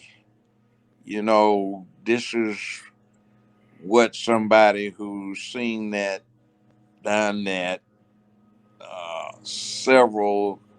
quite a few times would tell you how to avoid that. Mm-hmm. You know, I had an uncle that was in the Buffalo Soldiers, 10th Cavalry, from 1881 up until 1906. Wow. And he retired, and then he wasn't making it out in the real world, so he joined back up. But he was high, bright, and he could pass for white, so he joined the Alabama Big Red 1 First Infantry Division. And in World War One, he was top sergeant for the division, one of them. And he was in combat, and he told my old man, he said, look, if you ever get in a hot fight, they're going to draft you, of course, with this new war going on. He said, I'm an old man, but I tell you this. He said, if you getting cover behind a log or an obstruction, don't shoot over it, shoot around the sides of it. And if you go in the left, start shooting on the right side. And if you're shooting on the right side, leave out the left. Leave out on the opposite side you've been shooting on. And he gave some stuff, hints like that my old man gave me. Mm-hmm. And my old man was in the quartermaster corps. That's where they put black folk. He was sergeant, master sergeant at the time. Mm. He was a little older. He got out of the war at 35 instead of Wow. being 20 something. So He was drafted or he signed up for it? he got drafted. Okay. So when he was rerouted, he was with the Red Ball Express. Mm. Patton directed everything over to the Ardennes. That's the Battle of the Bulge. My old man was driving a truck. You And probably do. My grandfather, he was in the Red Ball Express. He was in Battle of the yeah, Buds. And Megan yeah, Evers was in it too, though. He was a Red Ball yeah. Express guy. Yeah, so So those my guys were old tough. man, yeah, my old man's truck. Well, didn't have a truck. He was a sergeant, but the truck he was riding Mm-hmm. in, and most of them they had got disabled, shot up, or whatever. So while we whoopee, you're asked to volunteer for the infantry, which he did for the time. He Mm-hmm. wound up getting a combat infantry badge, Purple Heart, and a Silver Star off of this. So he was Wow, there that's two amazing. weeks. Yeah. He didn't want to talk about the hell too much, but he did say that stuff that his uncle Booker had told him about going this way in and getting this way out. He said saved his life 2 or 3 times. Yeah, that Battle of the Buds was something else, man. He survived that, man. That's a Yeah, tough guy. Your old man was a tough guy. yeah. So he came out with an attitude. He said, I am not putting myself on my knees for any goddamn, as they called it, peckerwood to try and beat me because I'm taking his hand off and I'll be standing when I do it. So I noticed these vets would look people in the eye. Mm-hmm. And even if they were being racist or whatever else, and the folk that did not go to the war, they'd be looking down at the ground, shuffling. Mm-hmm. So it's a thing. That just goes back to my earlier point about the generation before me, the ones that went to war. They weren't going to be nonviolent, Yeah. and they You had know, a it's a thing. They had a thing about preachers too. Say mm-hmm. preachers need to be preaching and saving souls, not telling people what to do to get free. Say Mm. that's not going to work because their job is not doing the stuff that you need to do to get to work. Now I know my old man had some buddies get together at the house back in the '60s who had been with him, and they got to talking about some of the stuff, it got so rough they had to literally cut some throats with knives and stuff. And Come on, in civilian life, they were back in civilian life. They did they this, were or back in civilian life, not in civilian life, but when they were at the Bulge, you know what okay, they okay, had to do. okay, They got yeah, overrun one time, and they got down hand to hand. So they were talking about, yeah, and remember yeah. when Ray put that knife right through the guy's temple and he couldn't pull it out. He had both feet on it, and he had My God. bought the knife and he didn't want to lose it. And we had to tell him, man, fool, don't get your butt shot. He said, yeah, then a bullet whizzed by his head. He jumped in that slit trench and there was shit in it. Said, yeah, I really remember we're talking How about this shit stuff got you? like that, you know. So that's the way they were rolling. Wow. These But see these stories need to be told though. These are the stories that need to be told. of course, Kareem Abdul-Jabbar, the basketball player, the GOAT, Mr. Everything for the NBA, we and I were classmates, and he wrote a book. He writes history books. He's a scholar. And he wrote one about the 761st Armored Regiment. And an interesting thing he put in there was one of its more interesting members was Jackie Robinson, who wound up playing baseball. Mm-hmm. And he details how Jackie Robinson, as officer of the day, he was a captain, wound up escorting a colleague's wife home who had been visiting the base. He took a taxi to take her home and a bus back.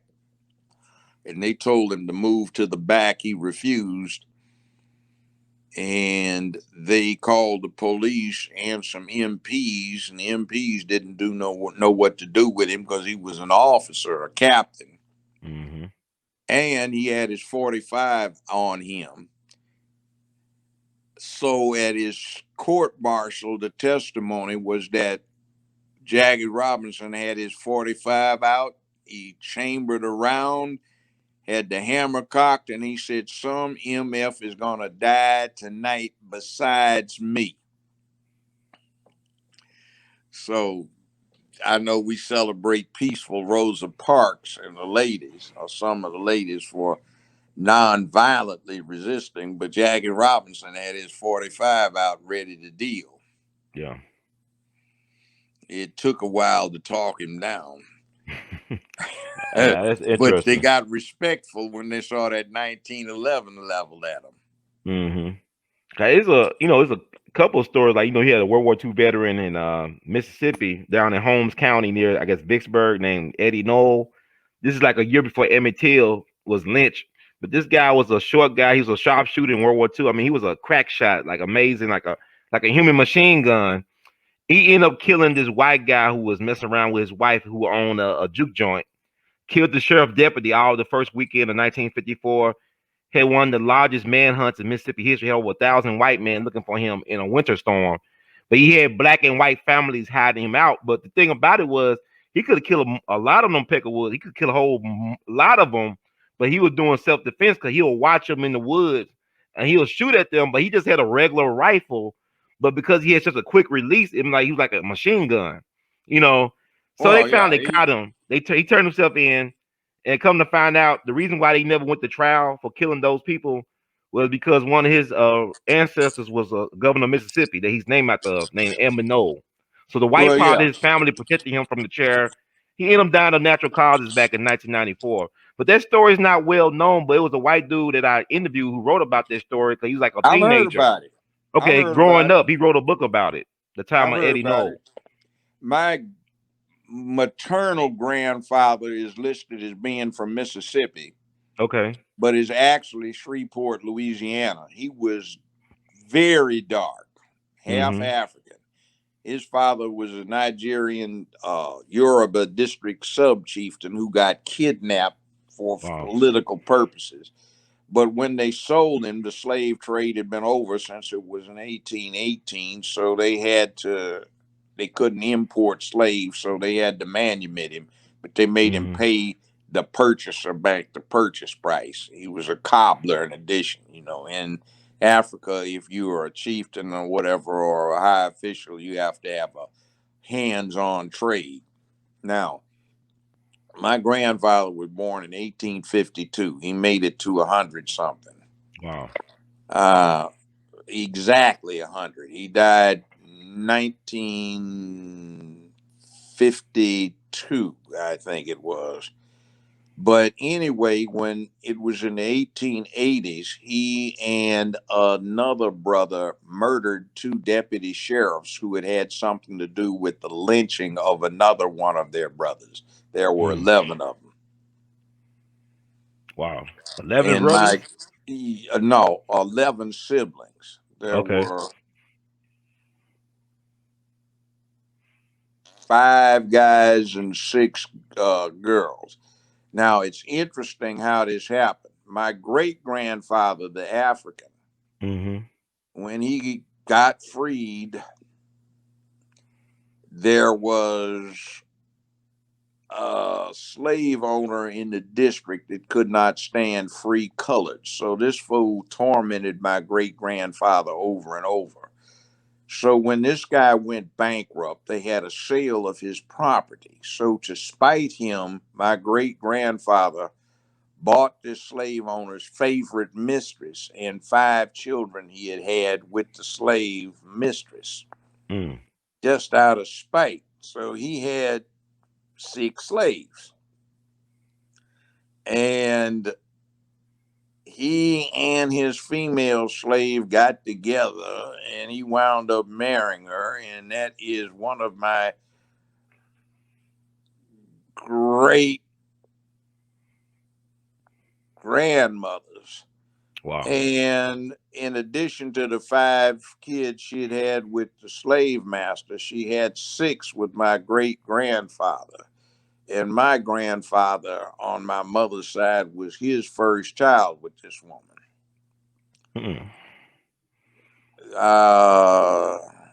Another great grandmother was Choctaw Indian. And she wound up giving Lane College, which you know about up here in Jackson, 1/3 of the land that they're built on. Oh, wow. I spoke to them about that. They had tried to persuade her that these poor ex-slaves needed some property to build a college on. She said, I'm not selling it. They said, but they've had such a hard time not selling it.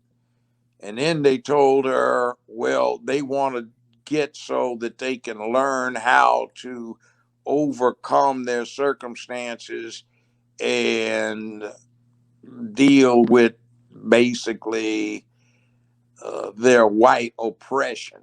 So my Choctaw great grandmother said, all right, you got the property. They said, how much? She said, no charge. I'm giving it to you. If you're trying to teach them to be what they need to be, that's okay. I don't want you to come in here talking about poor slaves, because they could have rebelled or they could have fled. She said, when we had a problem, we had a scalp on the lodge pole. You just sit there and take your slavery. So when you're talking about not being slaves, then you get the property free of charge. Old So family. Kanye West was right that slavery is a choice then. He was right It about is. that. I said it too, been saying it for years. See, I had no ancestor that had to be freed by the Emancipation Proclamation or the 13th Amendment. Now, on my father's side, there is one great grandfather, great grandfather, and he decapitated his master, and the mistress, he cut both her hands off because she had touched him once. Wow. And he fled up to Canada. Okay. You come from some interesting people, Judge. Okay. Now, I'll admit, the pale side is because, well, my paternal grandmother is an interesting woman. She's high pale, and her mother was a New Orleans fancy woman, Reed Ho, high class hoe in a bordello. And her father was an Irishman. Mm-hmm. The Irishman is interesting. One of his brothers was in South Carolina and had been a former sea captain, and he had a whole passel of slaves. Wow. Another one of his brothers went off to Canada, set up a business there, and the other one, which is my great grandfather on that side, stayed down in New Orleans. So I got an Irish businessman from down there and a New Orleans fancy hoe. His great grandparents on that side. The Everything other balances great, out, Judge. yeah, the other great grandfather on that side was the one that decapitated the master and went off to Canada. So what it is, the one that's Irish, he bought my great grandmama and then he set her free. But anyway, they got married, so that's good, I guess. But It's I complicated. found it interesting. I was talking to the American Airline Pilots Association as the guest speaker, and I'm sitting next to the CEO at the head table. So after I got through speaking, this group of about 20 people came up to me, and there were 3 or 4 blacks in the group, and they said, "We think you're one of our relatives." So I got in contact with them, provided them with some information, and they came back and said, "Are any of these your relatives?" So I recognized my grandmother and my father and an uncle, and I Wow. said, "Yeah, I guess it's me." They say, "Congratulations, you Irish." But now let's get back to that incident. Alaskan Airlines flew me and a homeboy of mine who was acting as my bodyguard. He also worked with me on the show. We met with the executives for Alaska Airline at LA Airport before we got on the plane, right? They put us on the plane, VIP thing, champagne all the way. The flight up there was excellent. All right. Coming back, the CEO rode in the limo with me to the airport. He walks in with me, and CEO for Alaskan Airlines sees me through security, gets the ticket brought to us, total VIP stuff. We drank champagne before we got there. We get escorted to the jetway by the CEO of the company. We walk down, get to the airplane, and they had some redneck woman from Alabama who had never been senior flight attendant, but the regular one was sick, and she had been sent over. And she said, "What you doing in here?" So, well, they told us we can come in. Say, "Well, why are you sitting here? This is first class." Wow. Of course, it's first class.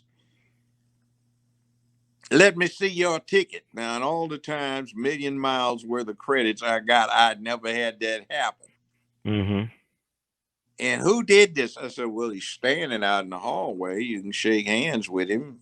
"Why would I shake hands?" "Because he's CEO of the company you work for." "You don't know him?" I said, "Mr. So-and-so, he's out there." And she said, "I'm not going out there." "Yeah, well, if you got a ticket, let me see yours." I said, "He's with me. I want to see his ticket." Wow. So when we That's sat horrible. down, it got crazy. It got to the point where I was taking some medication. You got a diuretic, you got to go piss every now and then, So I got up. So I walked up and I saw that there was a couple of people waiting. So I backed up. I went to my seat and sat on the arm. She said, "You got to go stand back in econo class and wait in line back there." This was a security. No, I'm not gonna do that. I told you, I said, "I'm just gonna sit down." "Why aren't you going back there?" "I don't have to piss anymore. I'm sitting down, in my seat." "Is there a problem?" I mean, it just went on like that. So it got to be funny. When we got off the plane, there had been a sky marshal on it. And he was an old bald head fool, and we could see he was packing hardware. And he came up, you guys are fucking idiots. So my homeboy says, and goes off on him. Now, this guy's name is Cliff Stewart. I've known him for 50 years. We kind of look alike, but he's a lot bigger than me and a couple of inches taller than you. And Black Belt Magazine for years have styled him probably the most dangerous human alive in North America, right? So what happens is Cliff is going to whip his ass. I said, no, Cliff, let me talk with him. I said, look, sir. He said, fuck you, blah, blah, blah, blah. I said, oh, now you just made a mistake. So the only reason he didn't get his ass kicked is it would have been bad if two 60-year-old men had rendered this particular sky marshal's ass unconscious and unable to move in intensive care for a while. Cliff said, what do you want? I said, I take him high. He said, okay, I'll take him low. We'll wipe his ass out. Anyway, he got nervous and went on. So we have to go to New York right after this. So we get the limo to take us around the other side of the airport where we're over to fly back east to New York. Cliff is going from New York to Prague, Czech Republic, where he's got a condo. So he's got some stuff that the limo delivered to him. It's a duffel bag chock full of fabric softener because his housekeeper was saying they couldn't get fabric softener. Okay. So he checked that in with the luggage and he put as many boxes of not liquid, but tissue fabric softener as he could get in there. We get up to security and this TSA type starts asking him a bunch of stuff. And he's going, why can't a black man have fabric softener, non-liquid? It is carry-on. That looks suspicious. Why does it look suspicious for a black man to have that? So the guy said, I don't like your attitude. Stand over there. I'm calling the police. So I stood over there and waited next to him. You got to stand away from him. Stand away at least 5 feet. So I stood 5 feet away. So these two cops come in. One of them's Asian and one of them's white. LAPD. They walk in and they look at Cliff. One of them does sort of what? And then when they get up to the TSA agent, yeah, this guy over there, big guy, he's got an attitude problem, blah, blah, blah, blah, blah. So the white guy says, you mean that big guy with the tan shirt on over there? So, yeah, that's him. So his Asian partner turned to go walk over there and he grabbed him by the arms. He said, look, hold up. Everybody hold up. Say, let me just say this. You see that man over there? If I were you, I'd make him smile. I know who that is. He trains our instructors. And quite frankly, there are not enough police in this airport to make that man do anything he does not want to do, even if we shoot him. So make him smile. By now, this basketball team is going through security and they're all looking at this incident. So the Asian guys, but and the white guy says, look, man, you're trying to get laid and I want to see my wife tonight so I can keep getting laid. Now, come on, let's get out of here. And they take a few more steps and the white cop stops, turns over his shoulder. Remember, make him smile. They leave. So the guy comes over. Well, I guess I ought to make you smile, So he,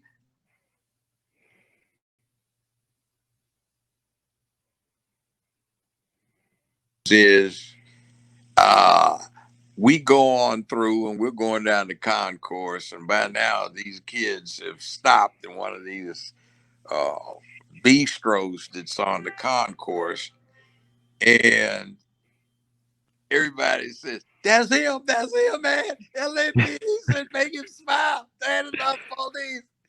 And Oh wow. blah, blah, blah, blah. And they come running over and everybody wants to high five him, So we go on. See, he's a baby boomer. We can be some badasses. See, I don't know too many people. And by the way, Cliff is a doctor, Cliff. He's Wow, been a wow. college professor. Well, So man, was go ahead. the Alabama lady ever reprimanded by the company? Did y'all ever report that about how We she had? reported it to the CEO. He said he'd take care of it. So Okay. anyway, And yeah, that's in 2004 or 5 or something that happened. 2006, That's 5 or crazy. 6. I thought it was back in the day doing Jim Crow, but you said No, y'all but 60s. I'm like, wow. it still exists. So Mm, what I told that long story for was it was some interesting aspects. In other words, black man can be a real badass, worse than any street thug, but have a PhD and make big bucks. mm-hmm. You can be a judge with a doctorate degree and you don't have to be a pussy. You can stand up for stuff. You can But be a Hollywood celebrity making more. I made more money than any man in Hollywood, but Leslie Moonves, CVO for CBS. The only mm, other person making more than me was Judge Judy. It wasn't Oprah. It was Joe Brown and Judy at the top of the heap, and Leslie Moonves. Oprah was in the same unit with us, and I beat her just about every week for several years running in the ratings. mm. So, black man, are you successful? Well, there was nobody that was male in all of Hollywood but one man making more money than me. You can't get any better than that. Well, let me ask you this: how So, much but money do you you? don't have to see, the point is you don't have to bend over and drop your boxes and play punk like so many of them do. What I You want to ask you that because, like, how much money do you need to say I got FU money where I can walk away from something? Because I look at the Nick Cannon situation where he had to backpedal with the stuff they call him he anti-Semitic. wasn't making So what's that your take much on that? money. He wasn't Was it, making that much money. He's not in the Millionaires Club. They no, call it Nick the Cannon is Millionaires not. Club. No, he's not. See, But the they say he Millionaires listed as Club. 60 million though. But you said that's not true. No, that's crap. They inflate that with the PR stuff. Okay. See, if you look up Wikipedia, they say I had a draw 20 million a year, not counting bonuses and everything else. Mm-hmm. So it ramp up real quickly. Leslie Moonves, the CEO for CBS, was paid according to what they gave to the stockholders in their newsletter, 11 million a year. With bonuses. So I was 20 something million a year, and Judy was about 22 million a year, not counting bonuses. See, when you start looking at all the rest of this stuff, incentive stuff, it ramps up. But in terms of what you make if everything doesn't hit well, you go on that. Now, I lost a lot of it in this divorce, let's put it that Well, way. you got married in But California, right? You got married in yeah, California, so they get help. community Everybody get property. help. So it is what it is, and you have to deal with it as it is. But I say that not to boast, but I say that to contrast what I did and a few others did, like standing up and acting like a man and saying, hell no, screw you. When there's so Mm-hmm. many talking about, like the gentleman you just mentioned, he Mm-hmm. talks about what he had to do because he had to keep on doing what he's doing. All right. See I what mean, he I'm didn't even saying? own the rights to his show. What I thought was Well, crazy. see, he didn't hire a lawyer to help him out. I'm Mm, a long-term lawyer, and I knew I'd even represented some labor unions. So I had legal counsel. mm-hmm. So we went over everything with a fine-tooth comb. He didn't do that, so he didn't understand what's going on. They wanted to pull that on me about we own the rights to Judge Joe Brown. I said, no, you don't, because if you look at Mm-hmm. my contract, you will find A, that's my performing name. I tried to just use Joe Brown. They said I couldn't because there was a Joe E. Brown from back before World War II. So I couldn't use my own name, but they allowed me to use Judge Joe Brown. Mm-hmm. And that is my registered performing name. And also, I have a certificate around here somewhere that the governor gave me after I got elected to my second 8-year term as a Tennessee judge, and it declares that I'm judge for life is my official title. So you can go get screwed. You can't deprive me of my official title. So, and if you read my contract, I have the right to fair usage of my trademarks and emblems and all of my sayings. And you don't get community property and such stuff like man up. By the way, I don't know if I invented that, but when I first started using it was in 1967, 68. Cliff again, I used to work for him. He was the youngest playground director in the LA City school system. They had run the last two off by burning the cars up and sending one to the hospital. So we took over the neighborhood. We had Barry White, the singer, as one of our kids. He was a skinny little 12-year-old, and Tookie Williams, who was an extremely intelligent kid. We tried to get him out of the swamp, but his mother wouldn't let us, so he just became the baddest alligator in the swamp. Tookie started the Crips. Mm-hmm. Last person executed on California's death row. That's Almost where 15 we years rolled. ago. Wow. Yeah, but we set up a big program there. We had a low power radio broadcast station for the neighborhood, and I was the DJ. So I started talking about we got to do the man up thing. We've got these young boys down here, and we want them to man up. So I used it then. I was a school teacher, substitute teacher to help get through law school, and Mm-hmm. I'd always tell the kids, man up, son. You got to get your stuff together. We can't have this. Men don't act like that. And then when I was practicing law, I'd tell many a client, you need to man up, boy. Just, dude, you need to man up. And then when I got on the bench, I'd tell defendants, man up. And then when I did that show, started 22 years, I do man up. So anyway, they wanted to claim that. And I said, you can go to hell on that one. But, you know, it's a thing you got to do. Another one I had is not a question of whether you're dealing with a fool, but how big a fool can a fool be? That's Now, I've powerful. talked randomized on this. You got any specific things you want me to go back on like you were in the beginning? Oh no, I mean, like, your take on, I guess, the Nick Cannon thing, the fact that I feel like we live in a nation of cowards. Most people are cowardly, it He is a seems, or punk. I followers. call him a punk ass.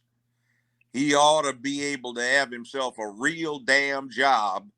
And the deal is you can't be a real man doing what you're doing and need to be doing if you are compromised.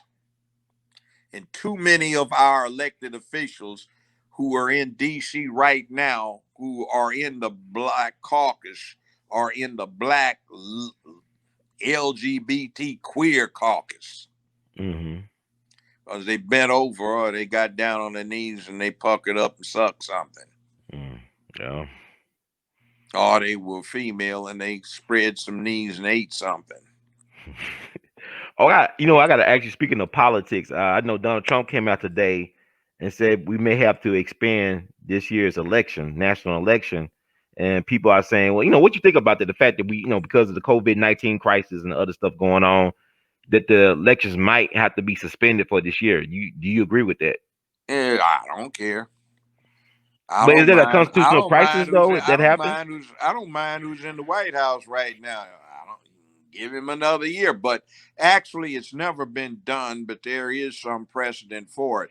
The whole thing starts off, et cetera, for promotion of the public health, Yeah. safety, and welfare of the nation.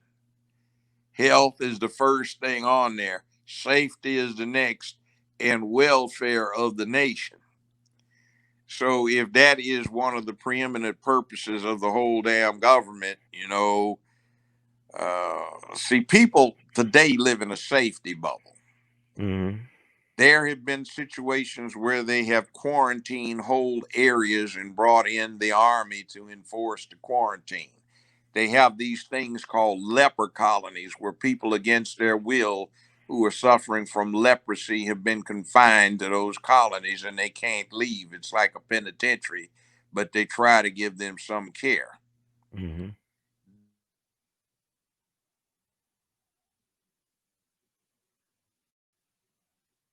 Oh, come on, don't lose the signal. Can you No, hear I me? can hear you. Yeah, yes, sir. Okay. Uh, what happens is quarantine. Mm-hmm. See, people forget this just because they haven't stumbled on it in their short lives, born since the 60s or in the mid 60s and from there on.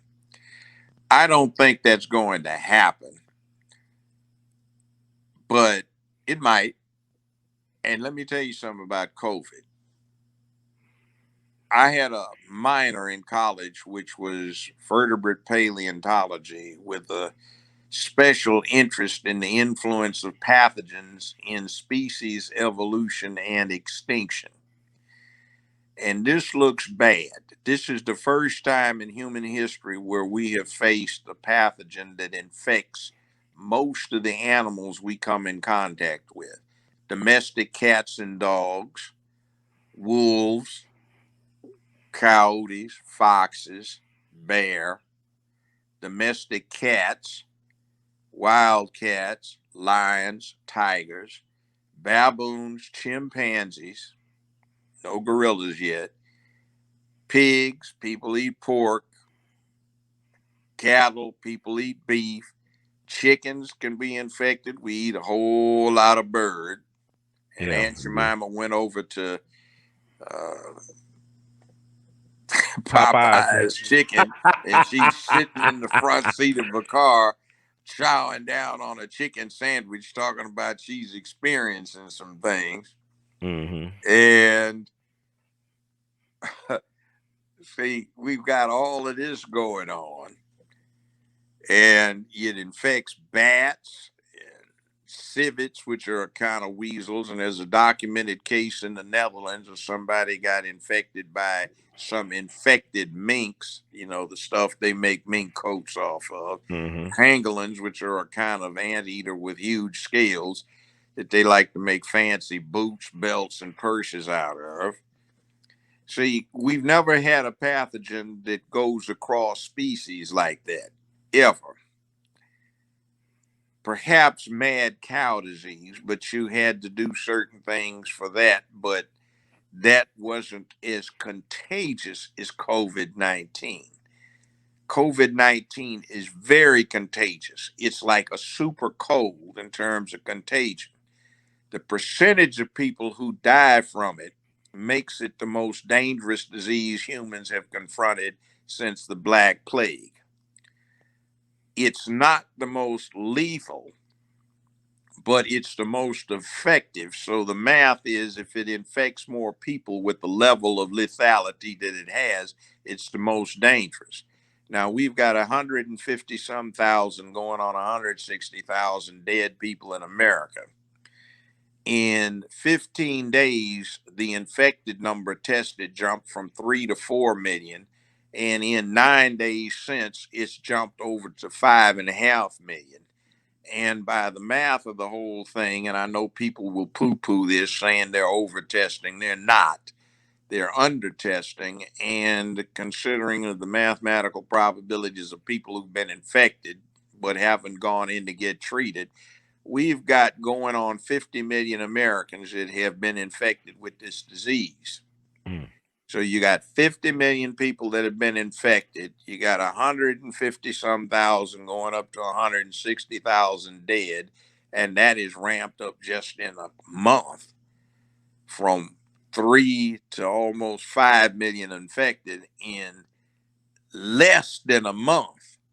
Wow. And this is looking very bad. And worldwide, this stuff is going to hit again in November. It doesn't seem to do as well as it might in hot weather. But during election time, during general election, right?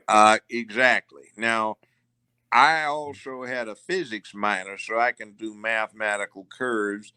And I've done some on this, and it looks very, very bad. Now, I know people want to say it's a hoax and it came out of a lab, but let's just use Frankenstein's monster as a precedent. Mm-hmm. Doc Frankenstein made the monster, but once the monster got loose, it was out of his control. I looked at the genetic analysis that I've seen published in research papers, and it does not look like it's man-made. Every indicia is that it's a wild strain that's been mutating. A wild strain of SARS-CoV-1, which caused SARS, severe acute respiratory syndrome, from 18 years ago.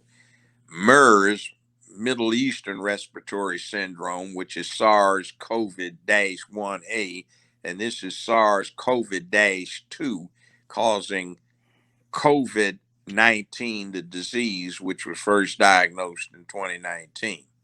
The bad thing about this is the research that the Chinese and others have done, and some emerging research in America, is that you do not get lasting immunity.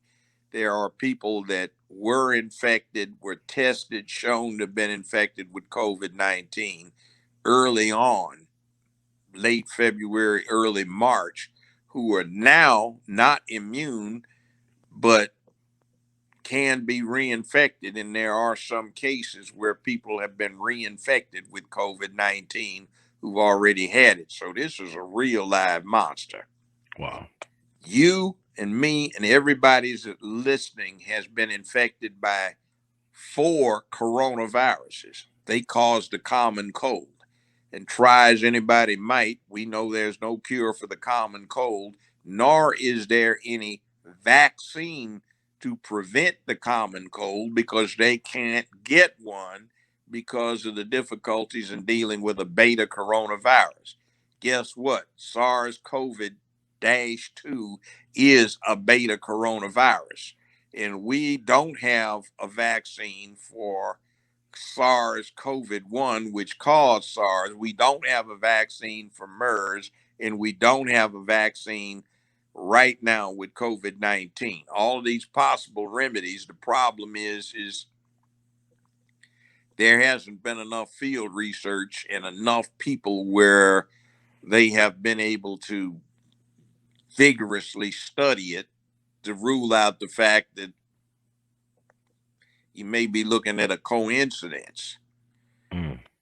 So it does not look good. Now, if you want to, you can get research, but I warn you, research papers, but I warn you, they're going to be some pretty hard things to read, and you have to be up on science to understand what they're saying. But these papers are not news reports. They are published for peer review. In other words, it's not presumed to be hard science unless peers of the scientists have had a chance to chop it up, thrash it out, try to repeat it, and redo the whole analysis. If they come out, then fine. And research papers will be full of remarks from the authors of the study that say, we did not get a chance to investigate this. This may have an impact. Somebody needs to do a study on this aspect of the problem. Or our data were lacking because of the following, or the data was lacking because of this, or we do have other data that indicated something, blah, blah, blah, which wasn't the uh, target of our research, but might merit further attention. This is the way research papers read. They don't read, it is, therefore, because, blah, blah, blah. In other words, they read like, it's possible that for what appear to be supportable reasons, for what seem to be, etc., etc. In other words, they equivocate because science changes, and the things they're studying change because they mutate, they evolve. And Mother Nature has found a new fertile field, which is a humanity with advanced modern medicine that has allowed people to survive, and it has invented jet planes that can transmit a pathogen in hours from one point to another, thousands of miles away, instead of having to float through the air or ride on camelback or by foot or on a slow sail driven ship. So it's got all of these animals, humans, 7 billion humans on the planet, and the multiple billions of cows and pigs and chickens. Hell, we eat up 240 billion chickens a year. Literally. By the way, you know why they stopped selling those sandwiches at Popeyes for a while? They ran out of the small chickens they used. They had to have some grow. Wow. So we eat a whole bunch of chicken. Every human in North America winds up eating 25 to 30 whole chickens a year on average. So it adds up all around the world. Everybody eats chicken. But chickens can be infected, and some have been found to be infected. So that's bad. How do we, even if we get something for humans, how do we get the reservoir out there in all these other animals? You can't go around vaccinating foxes. You can't do that. You can't go around everybody's domesticated animal getting vaccinated, although you might with dogs like they do with rabies, but you still have all these other things out there. And the problem is you cannot give anybody any immunity, because some poor souls have caught it and 3 months later caught it again. It doesn't even seem to act like last 3 or 4 months. We got a mess. Well, I mean, it's something to think about because, they're trying to start back the NBA season tomorrow. And then you hear about Major League Baseball having the Florida Marlins. A lot of people on their team got the COVID-19, Yeah. allegedly. And then, I mean, it's going to be a problem with football. I'm just saying, like, is this the end of what we know as normal life, It especially with might sports? be. I mean, I hate to be that way, but it might be. It's never happened in human history before. And let's put it this way, since you brought up football, people in the press are talking about the second wave may hit. We haven't even had the first one. What we've seen is the equivalent of the team running out the tunnel and doing calisthenics before they line up for the kickoff. Man, Judge, I don't know what to say about that. The mask thing. If you get an N95 mask with the carbon lining in it, yeah, that can protect you pretty well. Okay. But they're very hard to breathe through, and a lot of people are panicking for a number of reasons about breathing People through the mask. got anxiety. They take pills for that stuff. I mean, Yeah. even you got to work out. I mean, with a mask on. Come on, I mean, it's hot out here. But see, the N95 actually will protect you pretty well. That's what you wear if you are a medical person and you have to deal with known infection, not just COVID-19. There are lesser masks, but what they do is trap your exhalations, because they found that the stuff is carried not just by droplets of moisture that have been exhaled, but they get out generally as what they call,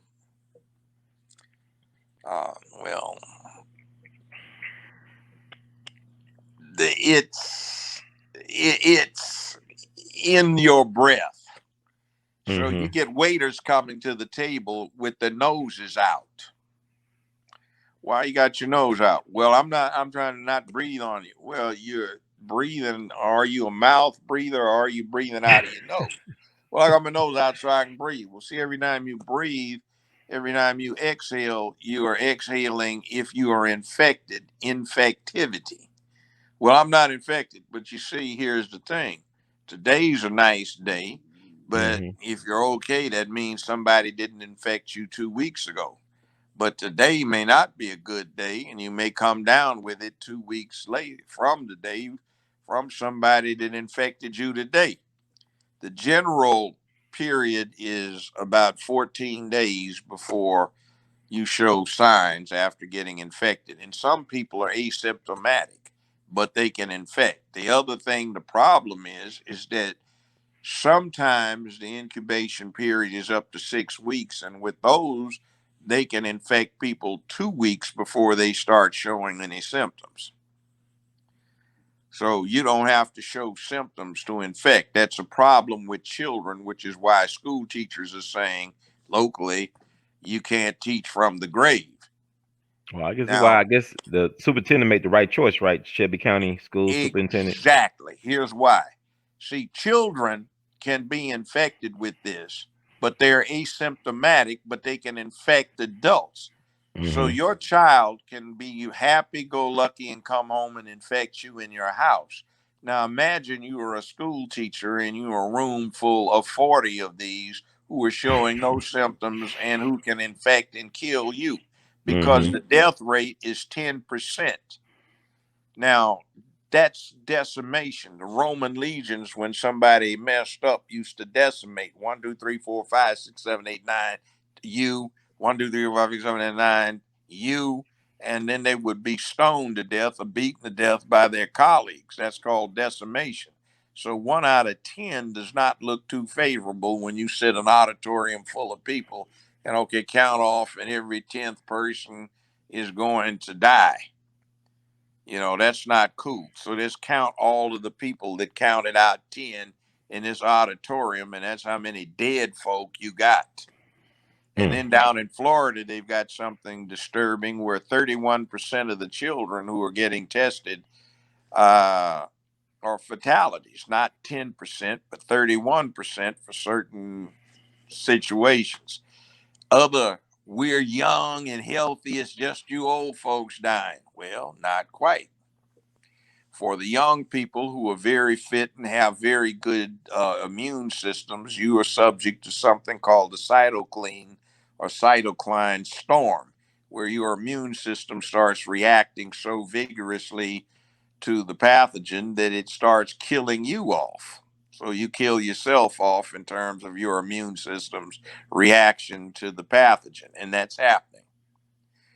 So Is it it kind of like an infects you. autoimmune response, or it's not? Is it similar to that? Similar to that, yes.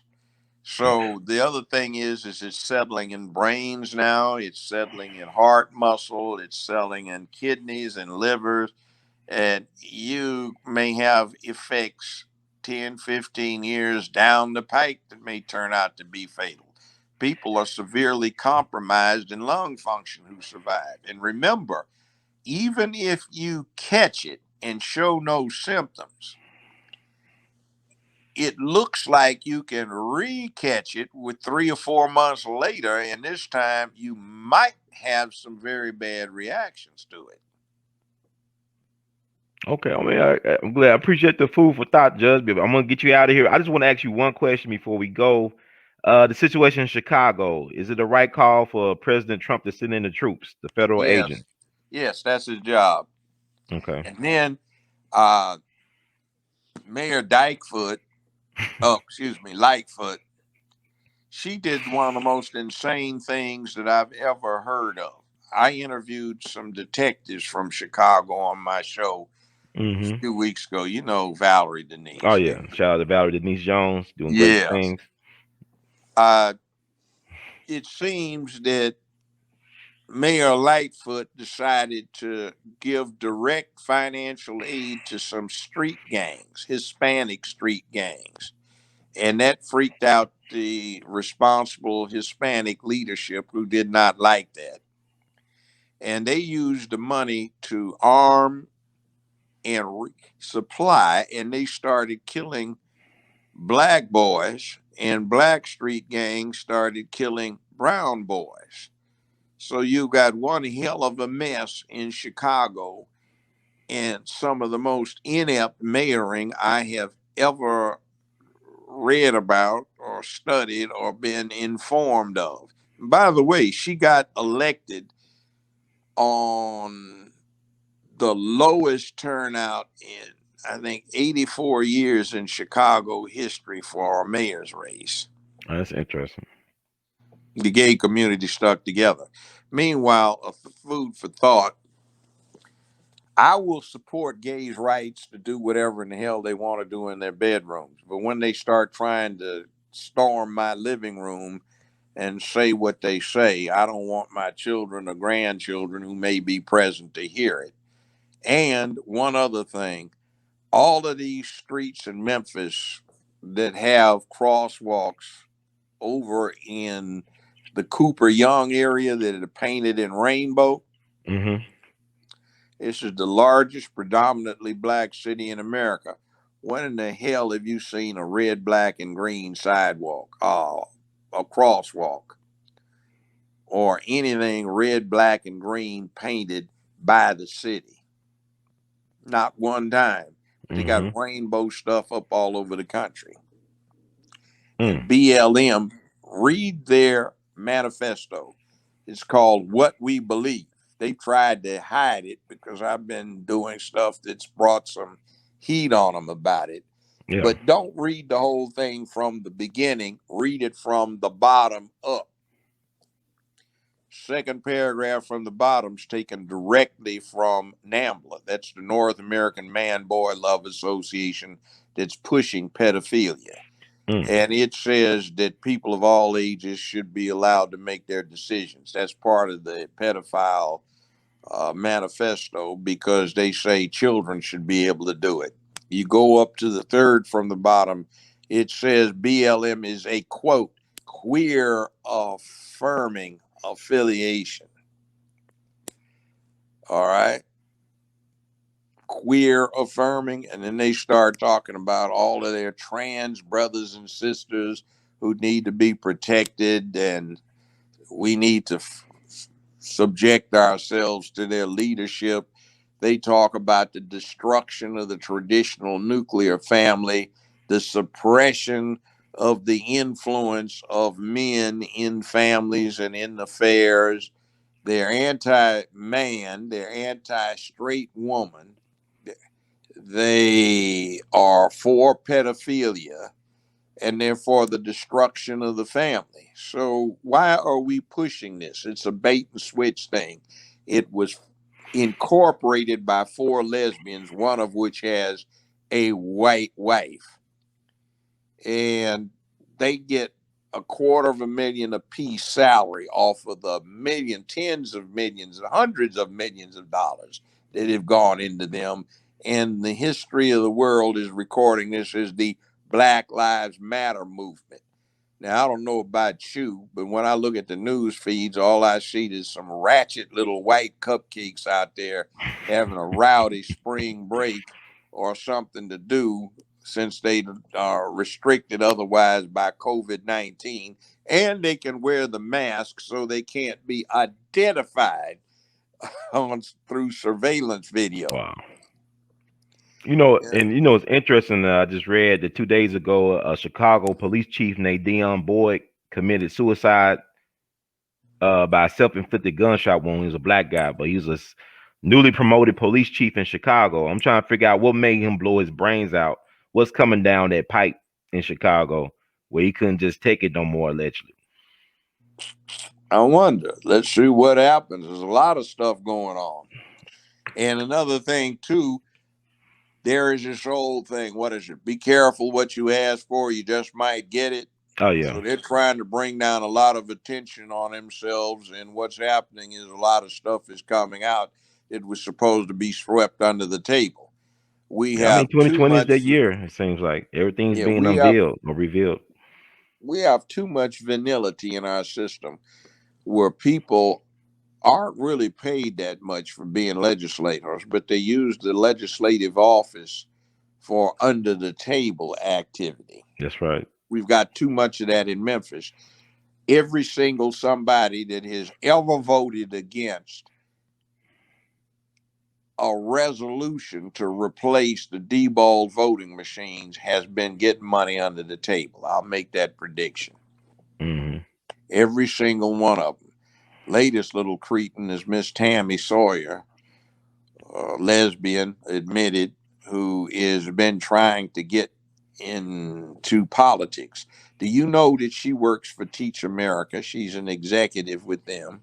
Okay. And Teach America has the contract through the County Board of Education to train teachers, hire teachers, assign teachers, promote teachers, and establish all of their benefits, and they're paid directly.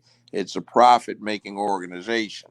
And as county commissioner, without disclosing her conflict, she has voted for resolutions and ordinances that would give more money to Teach America, with whom she's an executive. That's a conflict. That's criminal. But that's the Memphis way, right? Was it not her relatives involved in the Nathan Bedford Forrest thing, taking down Yeah. the statue, getting paid off by the city for Well, that? wait. Paid off by the city. They were allowed to buy each property for $2,500, and right now they're being offered $27 million for those two properties that they got for $5,000. Now That's some they Boss didn't Crump put it stuff up right for there. Yeah. they didn't put it up for bid. Hell, I would have given a check for that amount, but it wasn't offered to the public. It was an inside deal. It's crooked, and some people need to be in the penitentiary. I know it's nice that Nathan Bedford is down and that Jeff Davis is down, but that's just symbolism. We haven't gotten anything tangible out of the deal as people in this city, but certain corrupt officials have, lined up to make millions of dollars off of the deal. Oh man, it just Judge, it's so much to to take in. I just hope that our people can understand that the gravity of the situation that we find ourselves as a collective, and time is a wasting. You know, I just I am, brother. I appreciate the work you're doing. You're being a good reporter, getting to the bottom of this stuff. yes, sir. Thank you. I don't know. Sometimes I don't want. That's another story, Judge. But thank you so much, Judge. We can find you on Twitter, Judge Joe Brown TV. That's Judge Joe Brown TV without the blue check. That's the real deal. He'll answer back if you got enough sense. And Judge been putting in work for years, so recognize the wisdom, the knowledge, the commitment to standing his square. I mean, he's a real man. He made enough money to don't back down. He won't back down. Yeah. And it wasn't about the money to begin with. That's the point. Uh-huh. See, I look at money like Coca-Cola cans. All right. Coke, Mm-hmm. if you like Coke, you like Coke.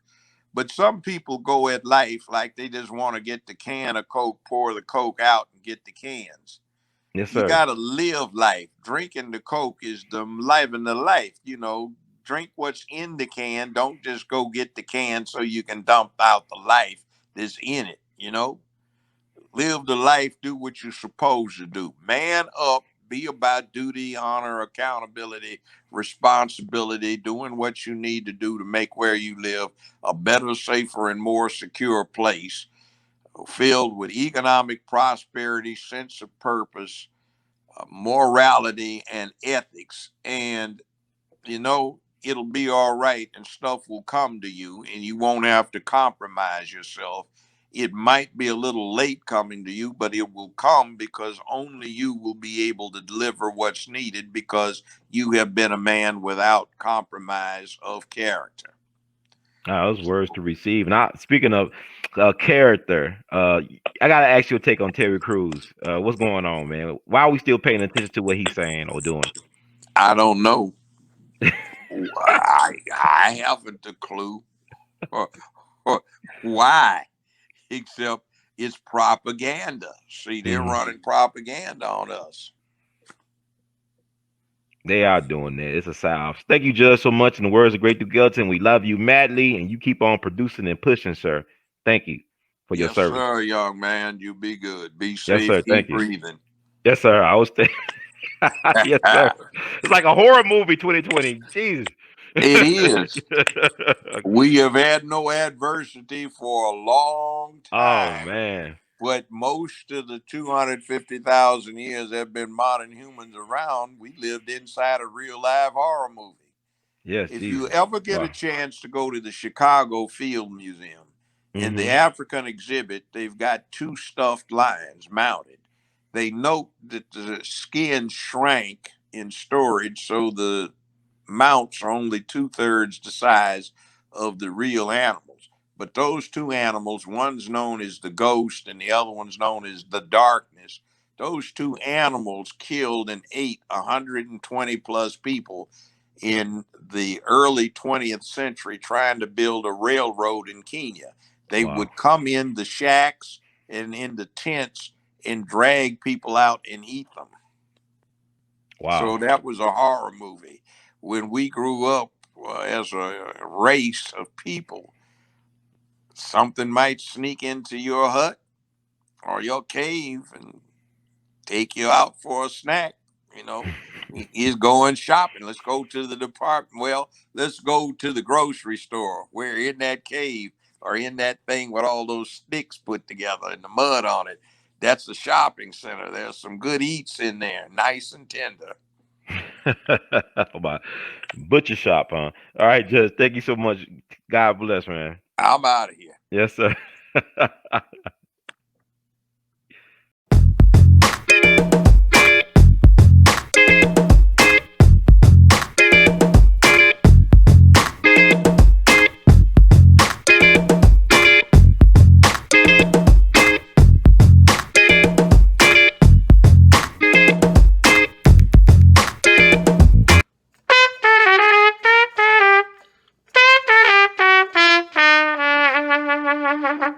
Hey, everybody, this is Brother Ron. I am asking you all to do me a big favor. Think about supporting the We All Be movement. Your donation is tax deductible. The We All Be Group Incorporated is a recognized 501c3. And I'm just asking you all because I want to keep on bringing y'all quality work through the way that I know how to do best. And I'm going to sing my praises and toot my horn. A lot of y'all were not hip to Dick Gregory until Brother Ron brought him on the We All Be platform, until that jingle review we did. Y'all seen another side of Judge Joe Brown, and Judge Joe Brown's message has been amplified. But it was We All Be that brought Judge Joe Brown to y'all back in 2014. And so many others. And we covered so many things. So help us out so we can help you all. Peace.